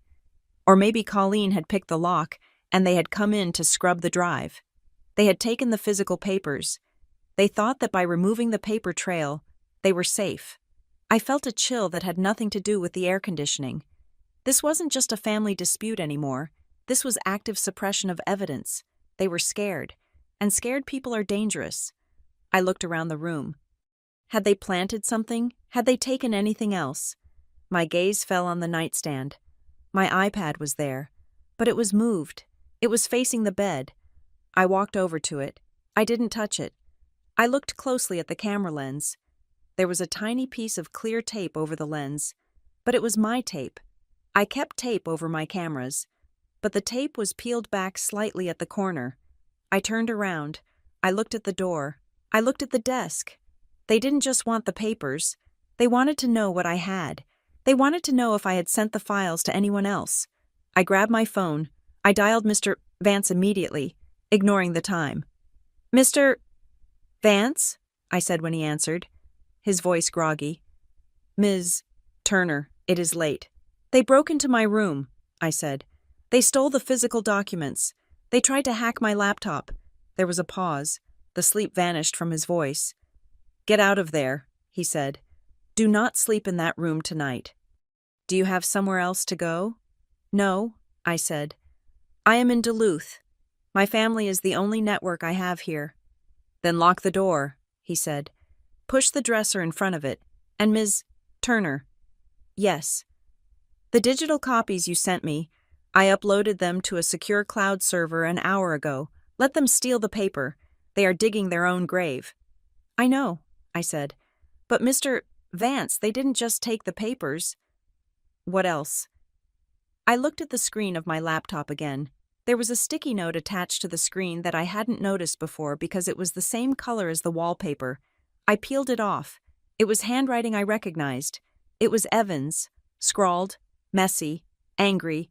Don't start a war you can't finish. Final warning. They left a note, I whispered. Get the dresser, Mr. Vance said. Now. I spent the night with a heavy oak dresser shoved against the door. I did not sleep. I sat in the armchair facing the entrance, watching the handle, waiting for it to turn. Every creak of the hotel settling, every footstep in the corridor, sounded like an invasion. I was no longer a guest at a wedding. I was a witness in protective custody, guarding the only asset I had left, the truth. When the sun finally rose, bleeding a pale, bruised light through the curtains, I felt a strange sense of detachment. The fear from the night before had calcified into a cold, hard resolve. I showered, dressed in a sharp navy blazer and trousers armor for the day ahead, and went downstairs. I did not go to the bridal suite. I went straight to the security office. The general manager, Mr. Henderson, was already there, looking weary. He started to give me the standard guest privacy speech when I asked to see the hallway camera logs, but I cut him off. Mr. Henderson, I said, placing my business card on his desk. It wasn't my lawyer's card. It was mine. Compliance coordinator. My room was entered illegally last night. Documents containing sensitive financial data were stolen. Unless you want to be named as a co-defendant in a negligence lawsuit regarding the security of your guests' data, I suggest you show me the footage. He hesitated, then sighed, and turned his monitor. We scrolled back, 10:42 in the evening. I watched on the screen as a figure approached my door. It was Evan. He looked agitated. He knocked, waited, then used a keycard. He went in. He came out 4 minutes later, holding a stack of papers. I knew that part. I had found the empty desk. Keep scrolling, I said. I want to see the rest of the night. Mr. Henderson fast-forwarded. The hallway remained empty for hours. Shadows lengthened and shortened as the automatic lights flickered. Then, the timestamp hit 2:12 in the morning. I felt a chill crawl up my spine. A figure stepped out of the elevator. It was smaller than Evan. The person was wearing a long wool trench coat and had short, impeccably styled hair that even at that hour looked rigid. It was Aunt Colleen. She didn't knock. She didn't look frantic. She walked to my door with the silent precision of a predator. She stood there for a long time. She leaned in, pressing her ear against the wood. She knew I was in there. She was listening to see if I was asleep. On the screen, I saw her reach into her pocket. She pulled out a key card. She slotted it into the lock. The light on the handle flashed green. She pushed. The door moved an inch, then hit the dresser I had barricaded it with. She didn't shove it. She didn't try to force entry. She simply stood there, staring at the crack in the door for a full 10 seconds. Then, she let the door click shut. She smoothed the front of her coat, turned around, and walked back to the elevator. She has a master key, I said quietly. That is impossible, Mr. Henderson said, though he looked pale. Only staff have master keys. She has been managing this wedding for months, I said. She has charmed your staff. She has been behind the front desk. She has access. I stood up. Burn a copy of that footage to a drive for me. Now. I walked back to the lobby, my heart beating a slow, heavy rhythm. Colleen coming to my room at 2 in the morning wasn't about the rental contract. Evan had already taken that. She had come back for something else. I sat down in the hotel cafe, finding a table in the back corner. I opened my laptop.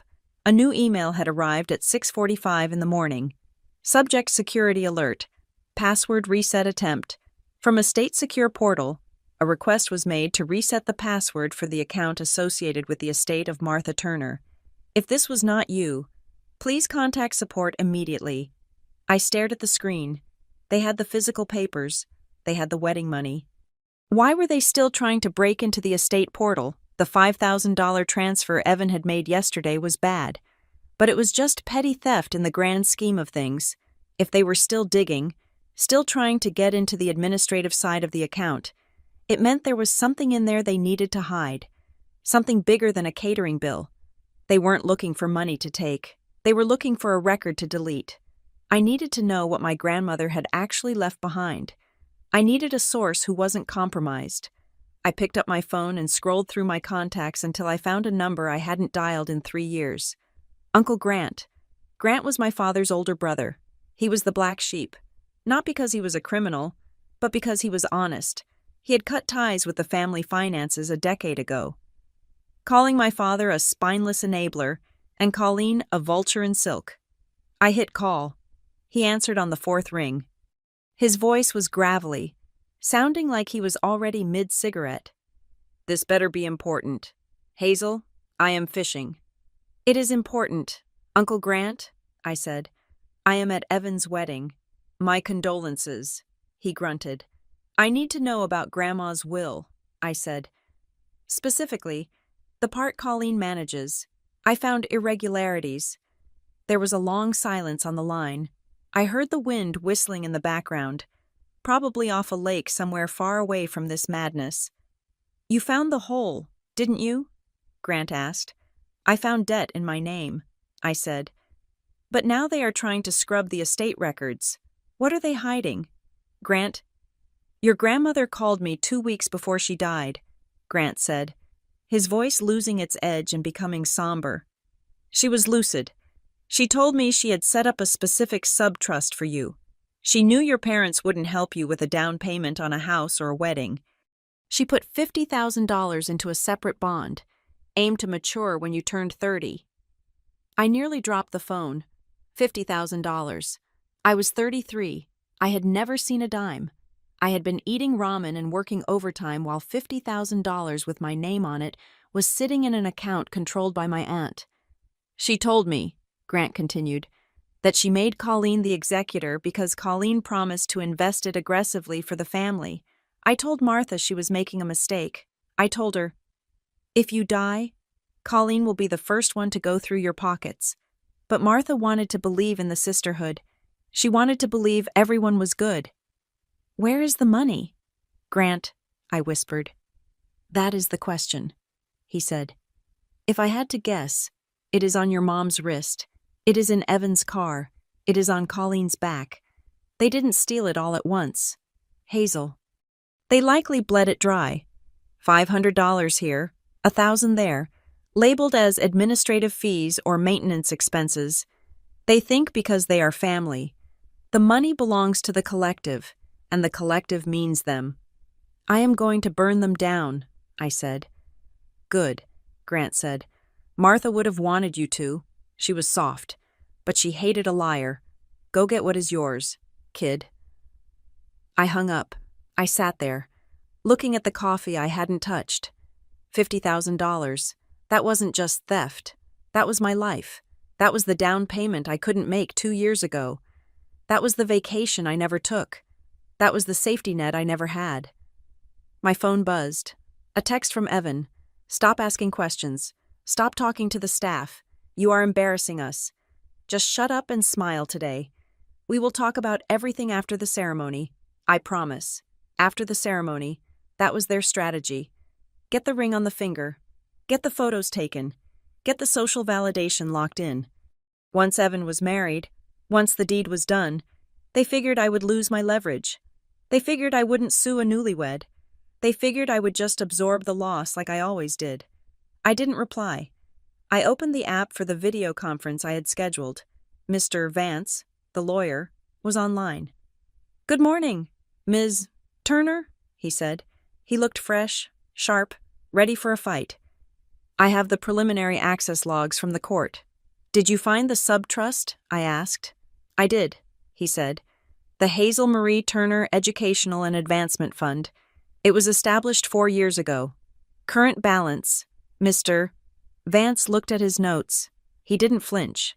$12.43. I closed my eyes. I felt a tear hot and sharp slide down my cheek. I wasn't sad. I was furious. And the withdrawals? I asked. Systematic, he said. "Starting 2 months after your grandmother's passing.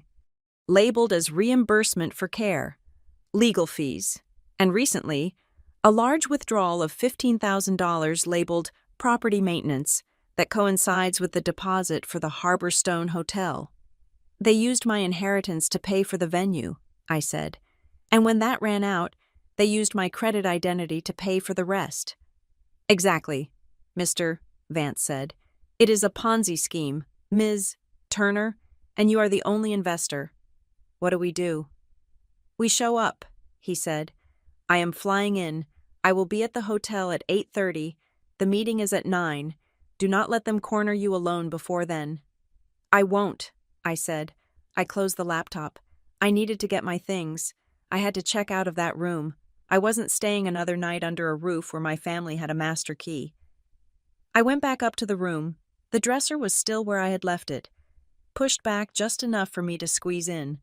The room felt violated. The air was stale. I opened my suitcase on the bed to pack. I threw my clothes in haphazardly. I just wanted to leave.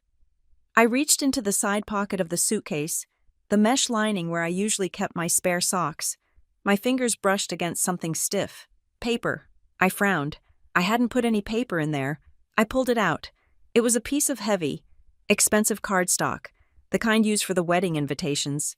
It was folded once. I opened it. There was a message written in black ink. It wasn't Evan's scrawl. It wasn't Colleen's looping cursive. It was block letters. Artificial. Deliberate. Tomorrow, 9 a.m. Accounting review. I stared at it. I had set the meeting for 9.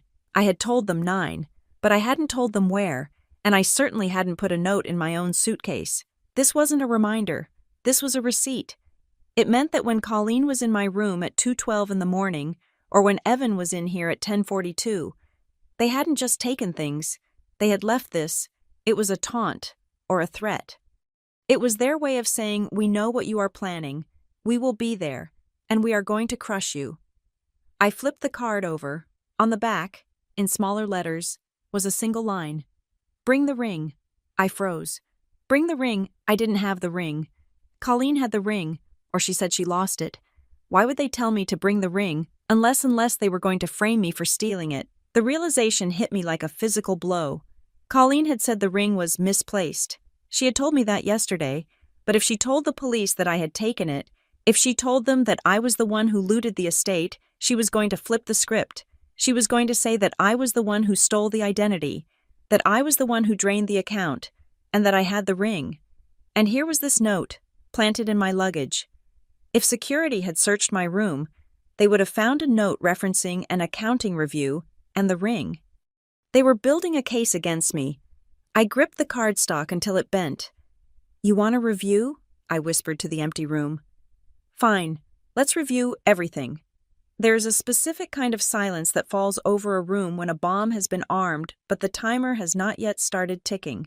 That was the silence I had lived in for the last 48 hours. When I stood at the rehearsal dinner and said, "I can't wait for tomorrow." Everyone assumed I was offering a generic platitude about nuptial joy. They thought I was talking about the vows, the cake, and the first dance. They were wrong. I said that sentence with the precision of a sniper pulling a trigger. I knew exactly what tomorrow meant to Aunt Colleen, and it had nothing to do with white dresses. See, I had not just hired Mr. Vance to defend me, I had hired him to go on the offensive.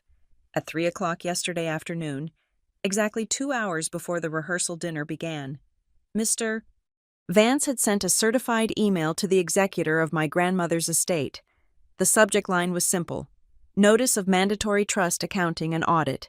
He had carbon copied me.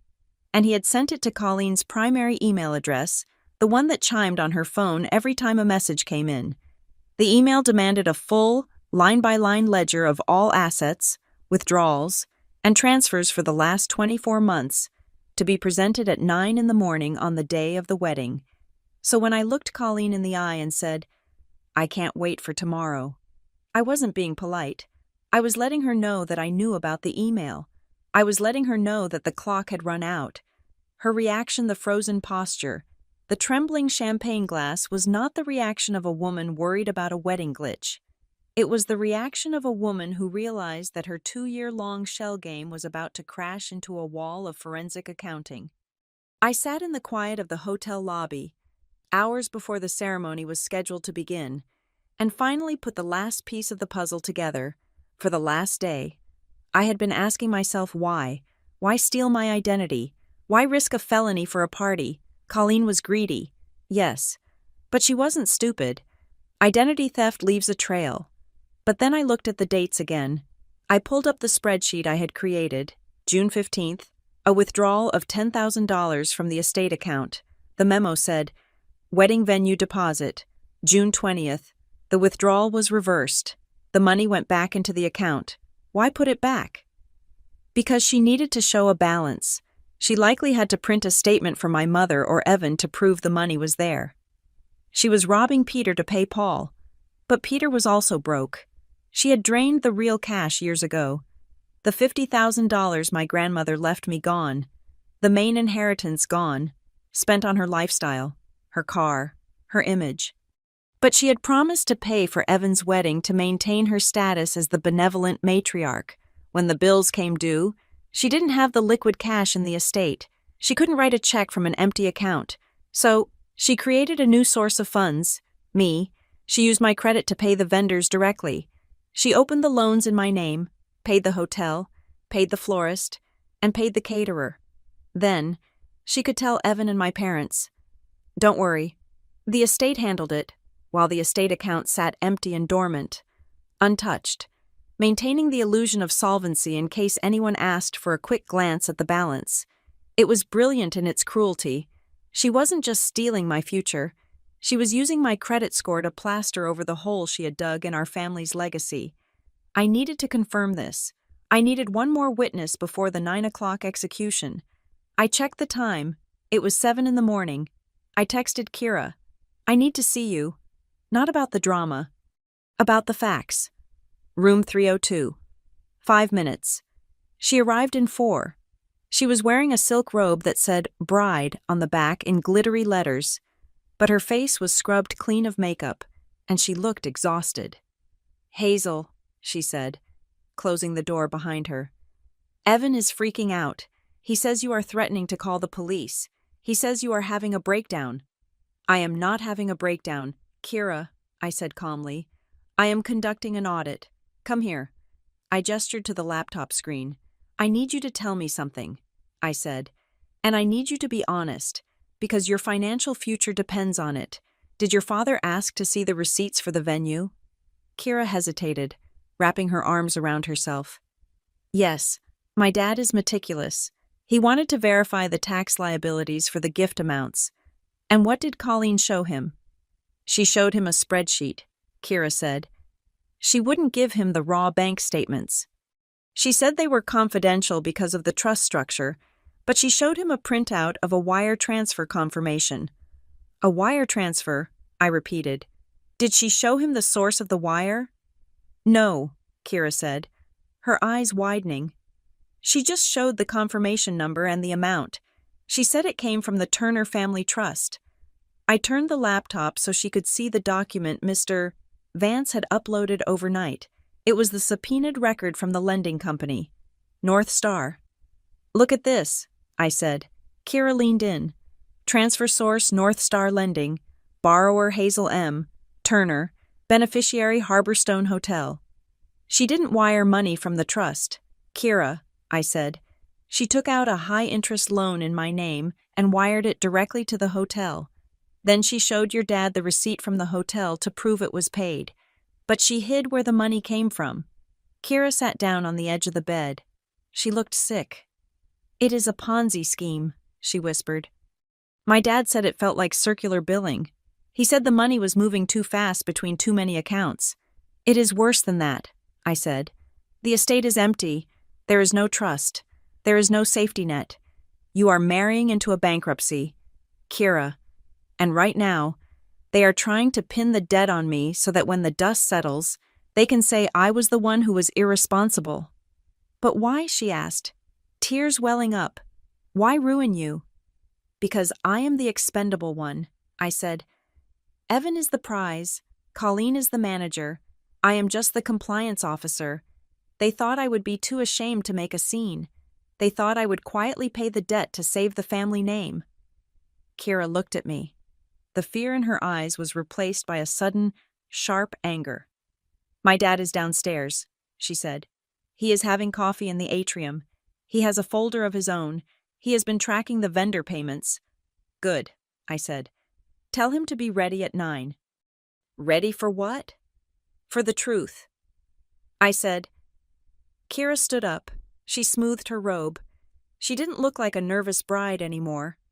She looked like a woman who had just realized she was about to sign a contract with a fraudulent partner. I will talk to him, she said.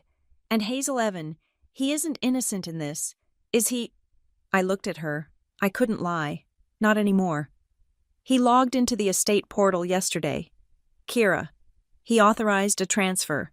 He knows there is no money. He is just hoping the wedding happens before the music stops. She nodded, a single sharp jerk of her head, and walked out. I sat back in the chair.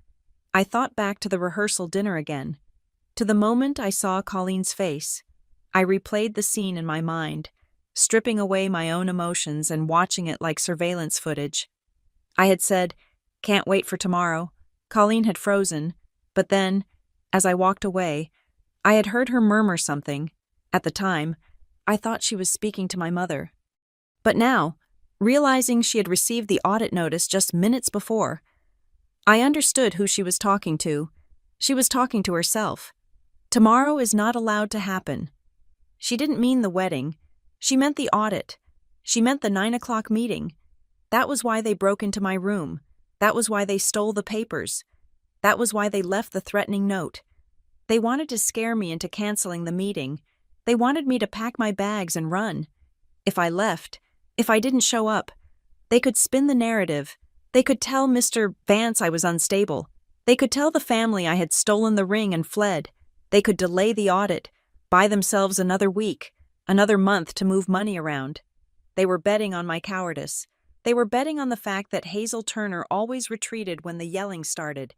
I looked at the clock. 8:15. I wasn't retreating. I stood up and walked to the mirror. I fixed my blazer. I checked my phone. Mr. Vance was in the lobby. I picked up my bag. I didn't have the physical papers anymore. Evan had stolen those. But I had the truth. I had the digital logs. And I had something they didn't have. I had nothing left to lose. I walked out of the hotel room, leaving the door wide open. I didn't need to lock it anymore. There were no secrets left to guard. I took the elevator down to the conference level. The hallway was quiet, lined with plush carpeting and tasteful art. The door to the Harborstone Executive Suite, the room I had booked for the meeting, was closed. I pushed it open. Mr. Vance was already there, sitting at the head of the mahogany table. He had his laptop open and a portable projector set up. "Good morning, Ms. Turner," he said. "Are we expecting guests?" "Yes," I said. "All of them. And if they don't come—" "Oh, they will come," I said. Curiosity is a powerful thing, but fear is stronger. I connected my phone to the projector. I pulled up the first slide. It wasn't a spreadsheet. It wasn't a bank statement. It was the photo I had taken in Colleen's room. The tracing paper with my signature practiced over and over again. "Let's leave this on the screen," I said. At 8:55, the door opened. It wasn't Colleen. It wasn't my parents. It was Mr. Randall Bennett, Kira's father. He walked in with a grim expression, holding a cup of black coffee. Kira was right behind him, dressed in jeans and a sweater, looking pale but determined. "Ms. Turner," Randall said, nodding to me.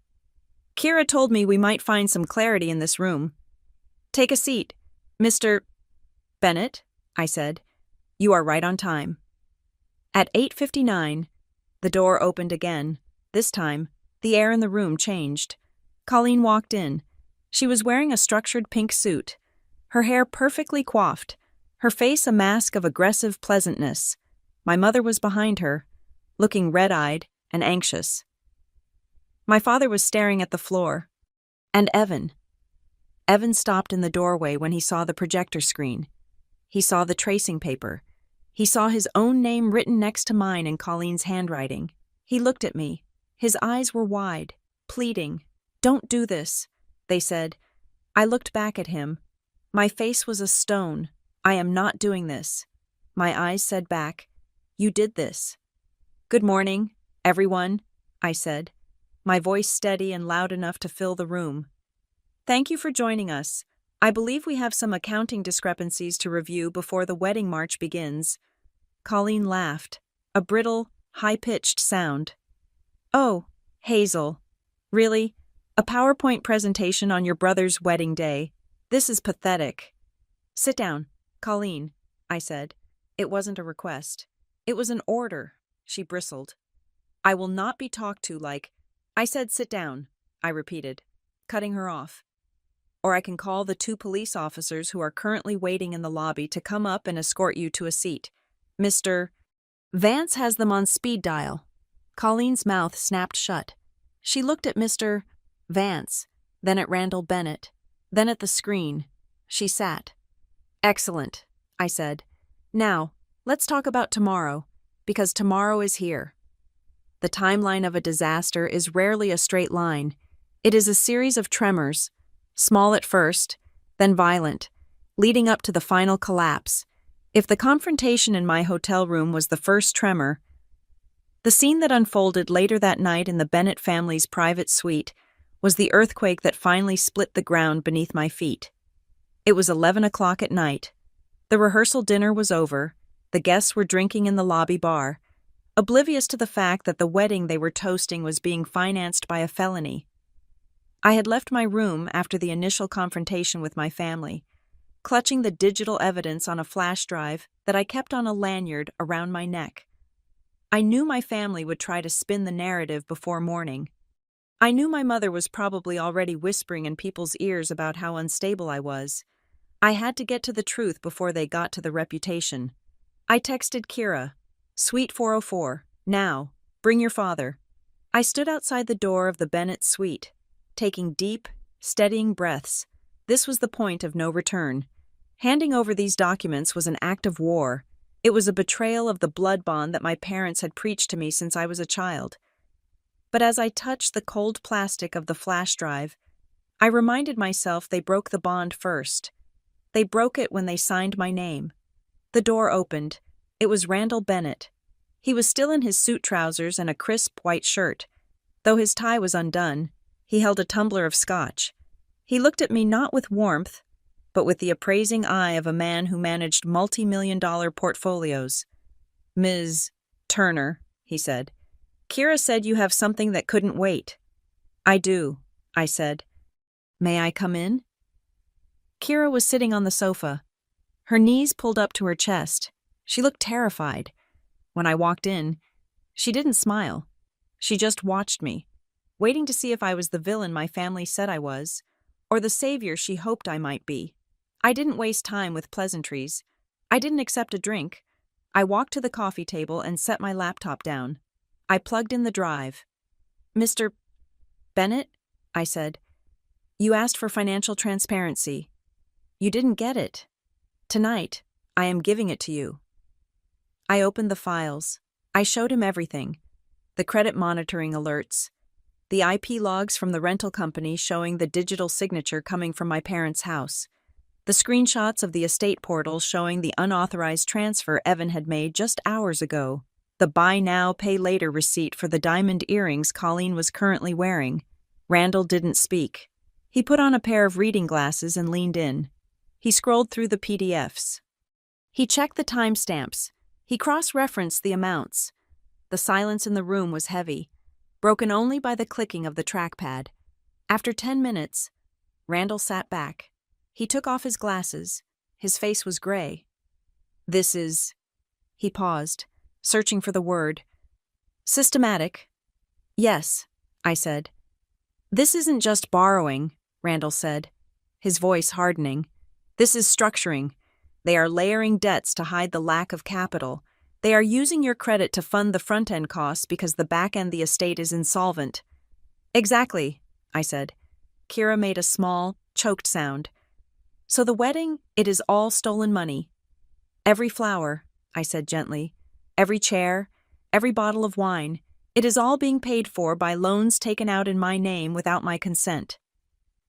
Randall stood up. He walked to the window, looking out at the dark lake.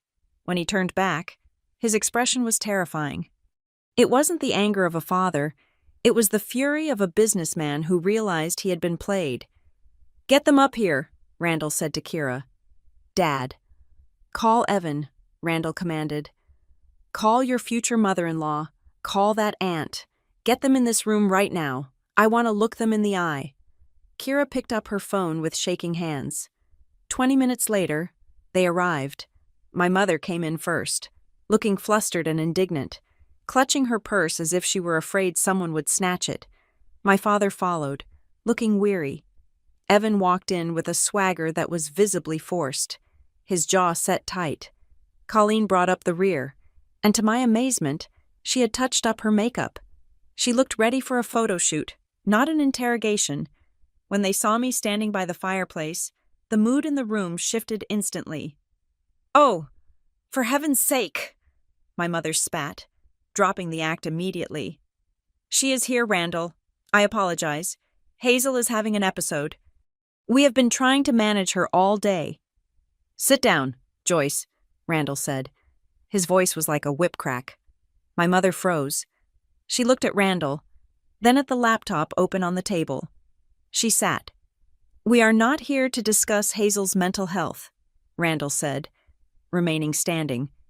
"We are here to discuss the $75,000 of unsecured debt that has been accrued in the last 6 weeks to pay for this event." Evan stepped forward. "Randall, listen, I can explain. We have some liquidity issues with the trust right now, so we just moved some things around." "You didn't move things around, son." Randall cut him off. "You moved your sister's identity around." He pointed to the screen. "I am looking at a financing agreement for the venue. It is in Hazel's name. Hazel says she didn't sign it. Did she sign it, Evan?" The room went dead silent. Evan looked at me. His eyes were dark, filled with a mixture of panic and hatred.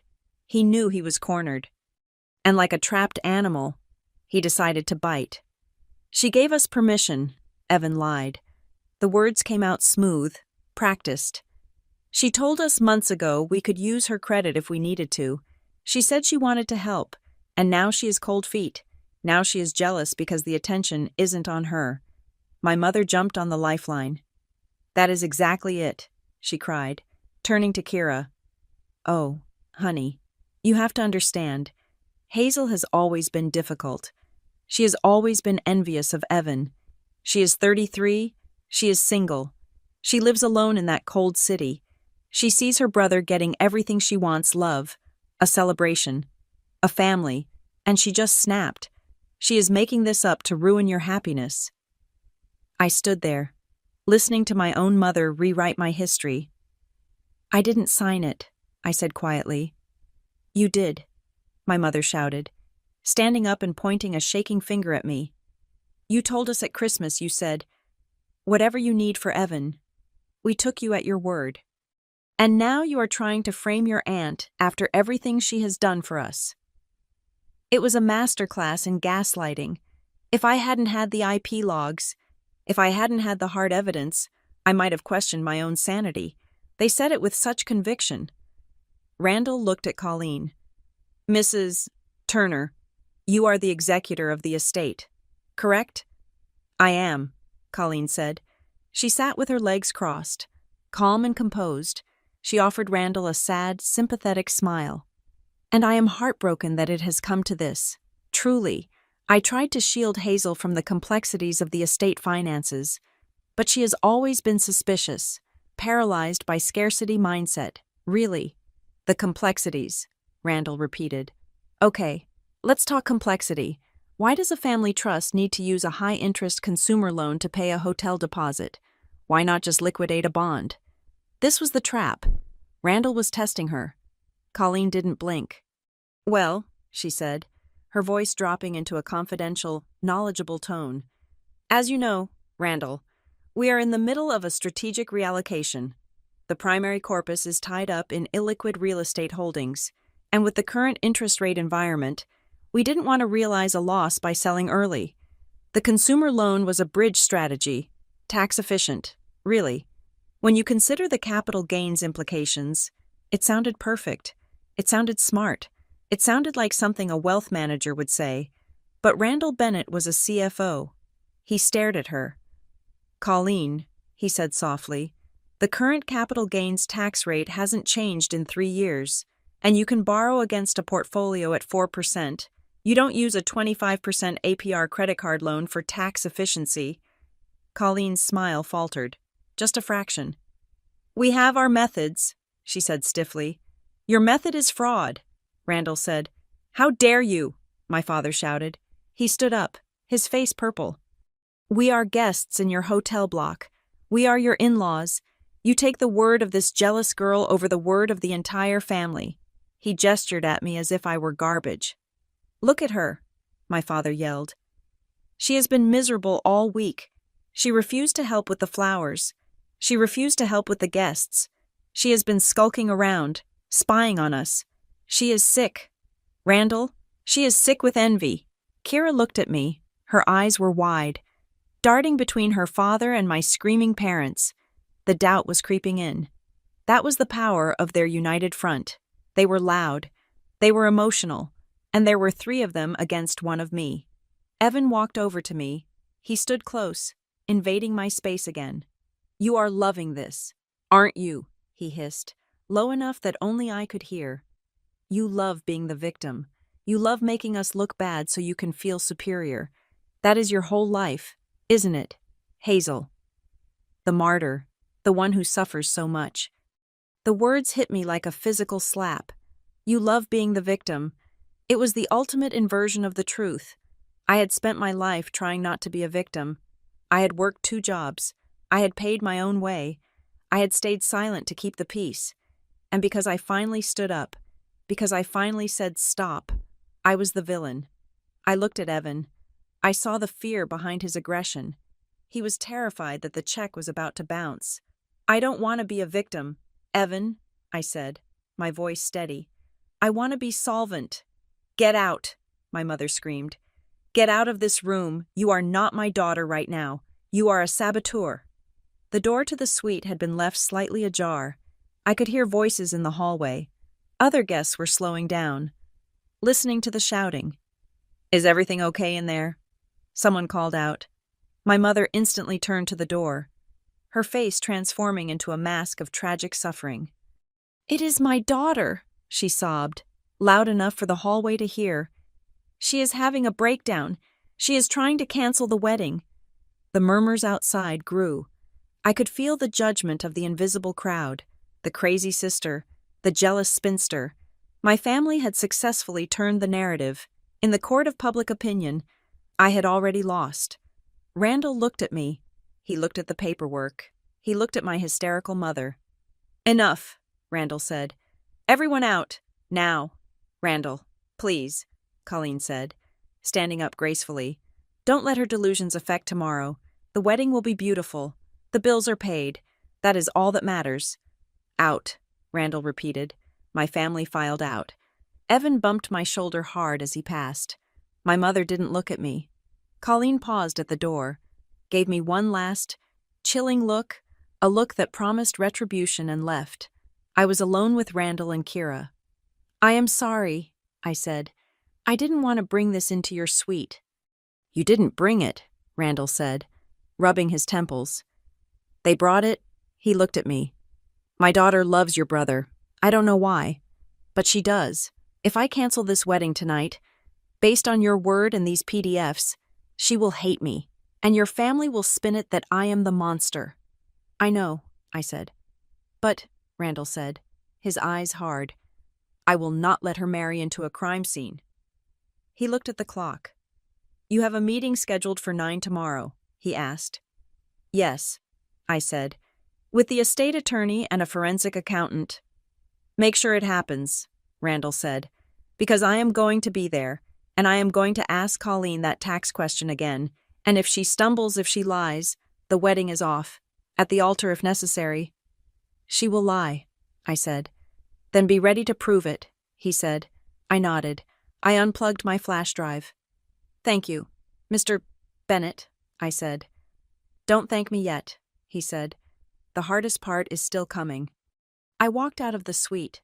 The hallway was empty now, but the air felt charged, electric. I felt the phantom eyes of the guests behind every closed door. There she goes, the jealous one. I walked back toward my room. My phone buzzed in my pocket. I pulled it out. It was a text message. Sender. Unknown number. I didn't recognize the digits, but I recognized the area code. It was a prepaid burner number. I opened the message. If you open your mouth tomorrow, I will tell the police you were the one who authorized the transfers. I have your old laptop. I have your passwords. I will make it look like you stole the money to pay off your own debts, and we were just covering for you. Don't test me. I will destroy you to save him. I stopped walking. The sender wasn't listed, but the syntax was unmistakable. It wasn't Evan. Evan was too hot-headed. This was cold. This was calculated. It was Colleen. She was threatening to frame me. She was saying she would plant evidence on my old devices I had left at my parents' house years ago to make it look like I was the embezzler. I stared at the screen. Fear flared up, hot and bright. If she had my old laptop, she could plant anything. She could doctor emails. She could create a paper trail that pointed straight to me. But then, the fear turned into something else. It turned into focus. She was threatening me because she was scared. She was threatening me because she knew that at 9 o'clock, she wouldn't be able to talk her way out of a bank statement. I typed a reply. I didn't send it to the burner number. I opened my email app. I composed a new message to Mr. Vance. Subject tomorrow. They are threatening to frame me. They claim to have my old devices. Please be ready to request chain of custody logs for all digital evidence. I am not backing down. 9 a.m. No delays. I hit send. Then I walked to the elevator. I wasn't going to my room. I remembered the note I had found earlier. Bring the ring. I didn't have the ring, but I knew who did. And if they wanted a war, I was going to make sure the battlefield was lit up so bright that there were no shadows left for them to hide in. I went to the lobby. I sat in the chair facing the front door. I would wait here all night if I had to. I would wait until the sun came up, because tomorrow was coming, and for the first time in years, I wasn't afraid of the daylight. The conference room at 9 o'clock in the morning felt less like a meeting space and more like an operating theater. The air was sterile, cold, and smelled faintly of floor polish and stale coffee. Outside the heavy double doors, the Harborstone Hotel was buzzing with the frantic, joyful energy of a wedding day. Bellhops were rushing carts of flowers across the lobby. Guests were greeting each other with squeals of delight near the elevators. But inside the room, the atmosphere was dead silent. I sat at the end of the long mahogany table. To my right sat Mr. Vance, my attorney, who had flown in from Minneapolis on the red-eye. Next to him was a woman I had only met 10 minutes ago, a forensic accountant named Sarah, who worked with the fraud division. She had a laptop open and a face that suggested she had seen every variety of human greed imaginable. At exactly 9 o'clock, the doors opened. They walked in like a funeral procession. Aunt Colleen led the way, wearing a silk dress in a soft lavender shade, her hair sprayed into a helmet of perfection. She held her head high, but her eyes were darting around the room, assessing the threats. My mother and father followed, looking haggard, their faces puffy from a sleepless night of arguing. And finally, Evan. He was wearing his tuxedo pants and a white undershirt, his bow tie undone around his neck. He looked like a man walking to the gallows. Behind them came Randall Bennett and Kira. Kira was wearing her wedding dress. It was a shock to see the white lace and satin in this grim room. She hadn't put on her veil yet, and her face was bare of makeup. But the dress was a massive, voluminous statement. She didn't look festive. She looked like she was wearing armor. She walked past Evan without looking at him and stood next to her father. "Please, take a seat," Mr. Vance said, his voice calm and authoritative. "We don't have time for this," Evan snapped, though he sat down heavily. The photographer is waiting in the atrium. Can we just sign whatever papers Hazel wants, so she stops throwing a tantrum? We are not here to sign papers for the photographer, Mr. Turner, Mr. Vance said. We are here to determine the validity of the financial contracts underpinning this event. Colleen cleared her throat. She placed her designer handbag on the table with a sharp thud. This is a family misunderstanding, she said, directing her gaze at Randall Bennett, ignoring me entirely. We are happy to reimburse any discrepancies, but frankly, bringing in lawyers is an overreaction. I think it would be best if we handled this privately, in the bridal suite, without outsiders. She gestured dismissively at the forensic accountant. This room is fine, Randall said. His voice was granite. And these aren't outsiders. They are auditors. And until they are satisfied, my daughter does not sign a marriage license. Kira nodded. I want to hear it. Colleen, I want to hear where the money came from. Colleen's smile tightened. I told you. Kira, it came from the family trust. I just had to use some creative financing vehicles to access the liquidity. Ms. Turner, the forensic accountant, Sarah, spoke up. Her voice was dry and cut through the room like a razor. We have reviewed the estate records for Martha Turner. The current liquid balance of the trust is $12.43. A gasp went through the room. My mother put a hand to her mouth. That is impossible, my father blustered. Mother left a substantial portfolio. She did, Sarah continued, turning her laptop screen around so everyone could see. And over the last 24 months, that portfolio was systematically liquidated. The funds were transferred to a personal checking account in the name of Colleen Turner, labeled as administrative fees and consulting. There is no trust left to finance a wedding. So, Mr. Vance interjected, looking straight at Evan, when the money ran out, a new source was needed. That is when the credit accounts in Hazel Turner's name were opened. That is a lie, Colleen said quickly. She sat up straighter, her eyes narrowing. This was the moment. I could see her pivot. She looked at me with a mix of pity and accusation. I didn't want to say this, Colleen said, her voice trembling with feigned emotion. I promised myself I would protect Hazel's reputation. But if you are going to drag legal professionals into this, I have to tell the truth. She looked at Randall. Hazel authorized those accounts, Colleen said. She came to me 3 months ago. She was in trouble, gambling debts, I believe, or perhaps it was a bad investment. She begged me to help her manage her finances. She gave me her passwords. She gave me her social security number. She asked me to consolidate her debts under the guise of wedding expenses so she could hide her shame from the family. I was just trying to help her clean up her mess. My mother let out a sob. Oh, Hazel, is that true? Is that why you have been so angry because you were ashamed? It was a performance worthy of an Academy Award. For a second, the room wavered. My father looked at me with disgust. Evan looked hopeful, seizing on the lifeline. Yeah, Evan said, pointing at me. That makes sense. That is why she has been so weird about the money. She is projecting. I sat there, my hands folded on the table. I didn't scream. I didn't cry. I felt a strange, icy calm. Are you finished? I asked Colleen. She sniffed, dabbing her eye with a tissue. I am just sorry it had to come out this way. Mr. Vance? I said. Please show Exhibit C. Mr. Vance tapped a key on his laptop. The projector screen on the wall flickered to life. It was a video clip, grainy, black and white, but clear enough. Time: 2:12 in the morning, location hotel hallway, 4th floor. The room watched in silence as Colleen appeared on the screen. She crept to my door. She listened. She used a key card. She entered. She left. If I had authorized you to manage my finances, I said, looking directly at my aunt, why did you break into my room at 2 in the morning to steal the physical copies of the contracts? Colleen's face went pale. I was checking on you. I was worried you were suicidal. And the note? I asked. The note you planted in my suitcase that said, "Bring the ring." Was that also because you were worried about my mental health? I don't know what you are talking about, she stammered. And finally, I said, Exhibit D. Mr.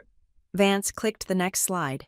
It was a screenshot of the text message I had received the night before from the burner phone.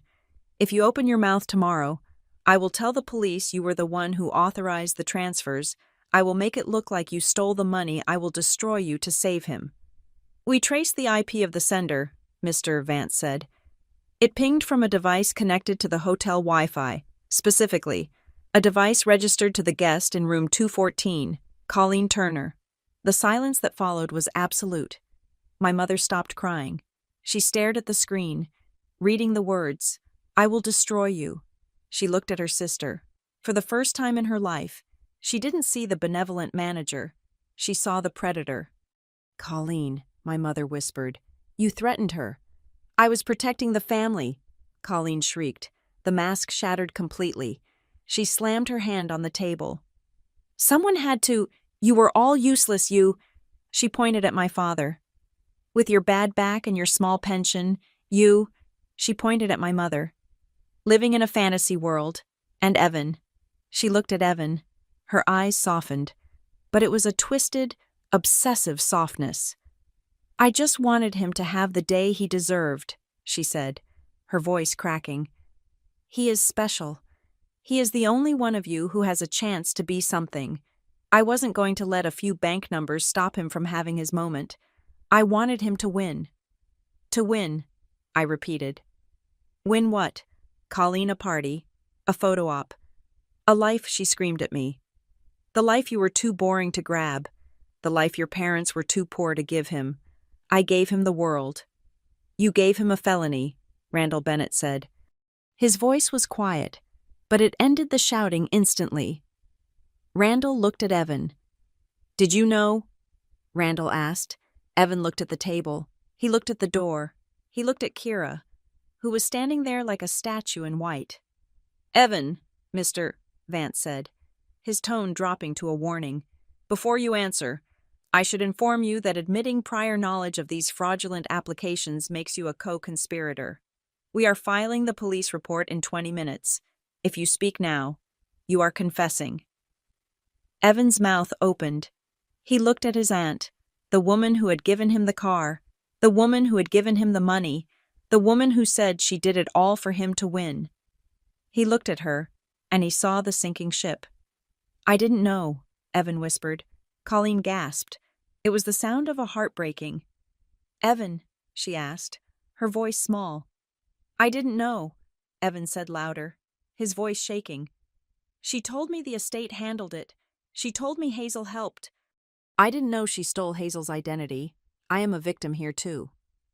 He threw her under the bus, without hesitation, to save his own skin. He sacrificed the only person who had ever truly fought for him, however twisted that fight was. I watched Colleen's face, the arrogance drained out of her, leaving her looking old and small. She realized then what I had known for years. Evan didn't love anyone but Evan. Coward, Kira said. She stepped forward. She took the diamond engagement ring off her finger, the modern princess-cut diamond that Colleen had bought with my credit. She dropped it on the table. It made a hollow clack sound. I am not marrying you, Kira said. Kira, baby, wait. Evan stood up, reaching for her. We can fix this. My parents will sell the house. We can pay it back. Don't let her ruin us. She didn't ruin us, Kira said, looking at me with a sad respect. She saved me from you. She turned to her father. Let's go. Dad? Randall nodded. He looked at me. Ms. Turner, my legal team will be in touch to assist with the separation of debts. You won't pay a dime of this. They walked out. The wedding dress rustled the sound of a curtain closing on a show that would never open. My mother collapsed. She didn't faint. She just folded in on herself, burying her face in her hands, sobbing not for me, not for the crime, but for the humiliation, for the death of the image she had worshipped. My father sat there, staring at the wall, a man who realized he was bankrupt in every sense of the word. I stood up. Mr. Vance slid a stack of papers toward me. The affidavits, he said, affirming that the signatures are forgeries and requesting the immediate removal of all inquiries from your credit report. I took the pen. I signed my name. Hazel M. Turner. It felt different this time. It didn't feel like a signature of obligation. It felt like I was signing a treaty to end a war. And the estate? I asked. We are filing for an emergency audit and removal of executor, Sarah said. We will find every penny she hid. If there is anything left, we will recover it. I looked at Colleen. She was staring at Evan, who was sitting with his head in his hands, muttering to himself about how unfair this all was. She wasn't looking at me. I didn't exist to her anymore. I was just the instrument of her destruction. I am done, I said. I didn't wait for a response. There was nothing left to say to them. I walked to the door. Hazel, Evan called out. His voice was desperate, panicked. Where are you going? You can't leave us here. Mom is sick. We have to deal with the hotel bill. You have to help us figure this out. I stopped. I turned around, my hand on the brass handle of the door. I don't have to do anything, Evan, I said. I am just a guest, and I believe checkout time is at 11. I walked out. I walked through the lobby. The guests were still there, milling about, waiting for shuttles that would never take them to the ceremony. I walked past the flower arrangements that I had technically paid for. I walked past the sign that said, Evan Kira a Love Story. I pushed through the revolving doors and stepped out into the air. The wind off Lake Superior was fierce. It hit me like a slap, cold and clean and smelling of deep water and pine. It was freezing, but it felt incredible. It felt real. I walked down the concrete path toward the water. My phone was in my pocket. It wasn't buzzing. No texts from Mom demanding money. No calls from Evan begging for a favor. No emails from Colleen pretending to be a lawyer. It was silent. For 33 years, silence had felt like I was being ignored. It felt like I wasn't important enough to be heard. But as I stood there, watching the whitecaps crash against the gray rocks, I realized I had been wrong. This wasn't the silence of abandonment. It was the silence of freedom. I took a deep breath, filling my lungs with the icy air, and for the first time in my life, I didn't owe anyone a single thing. Thank you so much for listening to Hazel's story. It is a heavy journey, but one that I think needed to be told. I would love to hear from you. Where are you listening to this story from right now? Are you in your car, at work, or maybe relaxing at home? Let me know in the comments below. Let's connect. And if you enjoyed this story and want to hear more tales of justice and family drama, please make sure to subscribe to Maya Revenge Stories. Hit that like button and smash the hype button to help this story reach more people.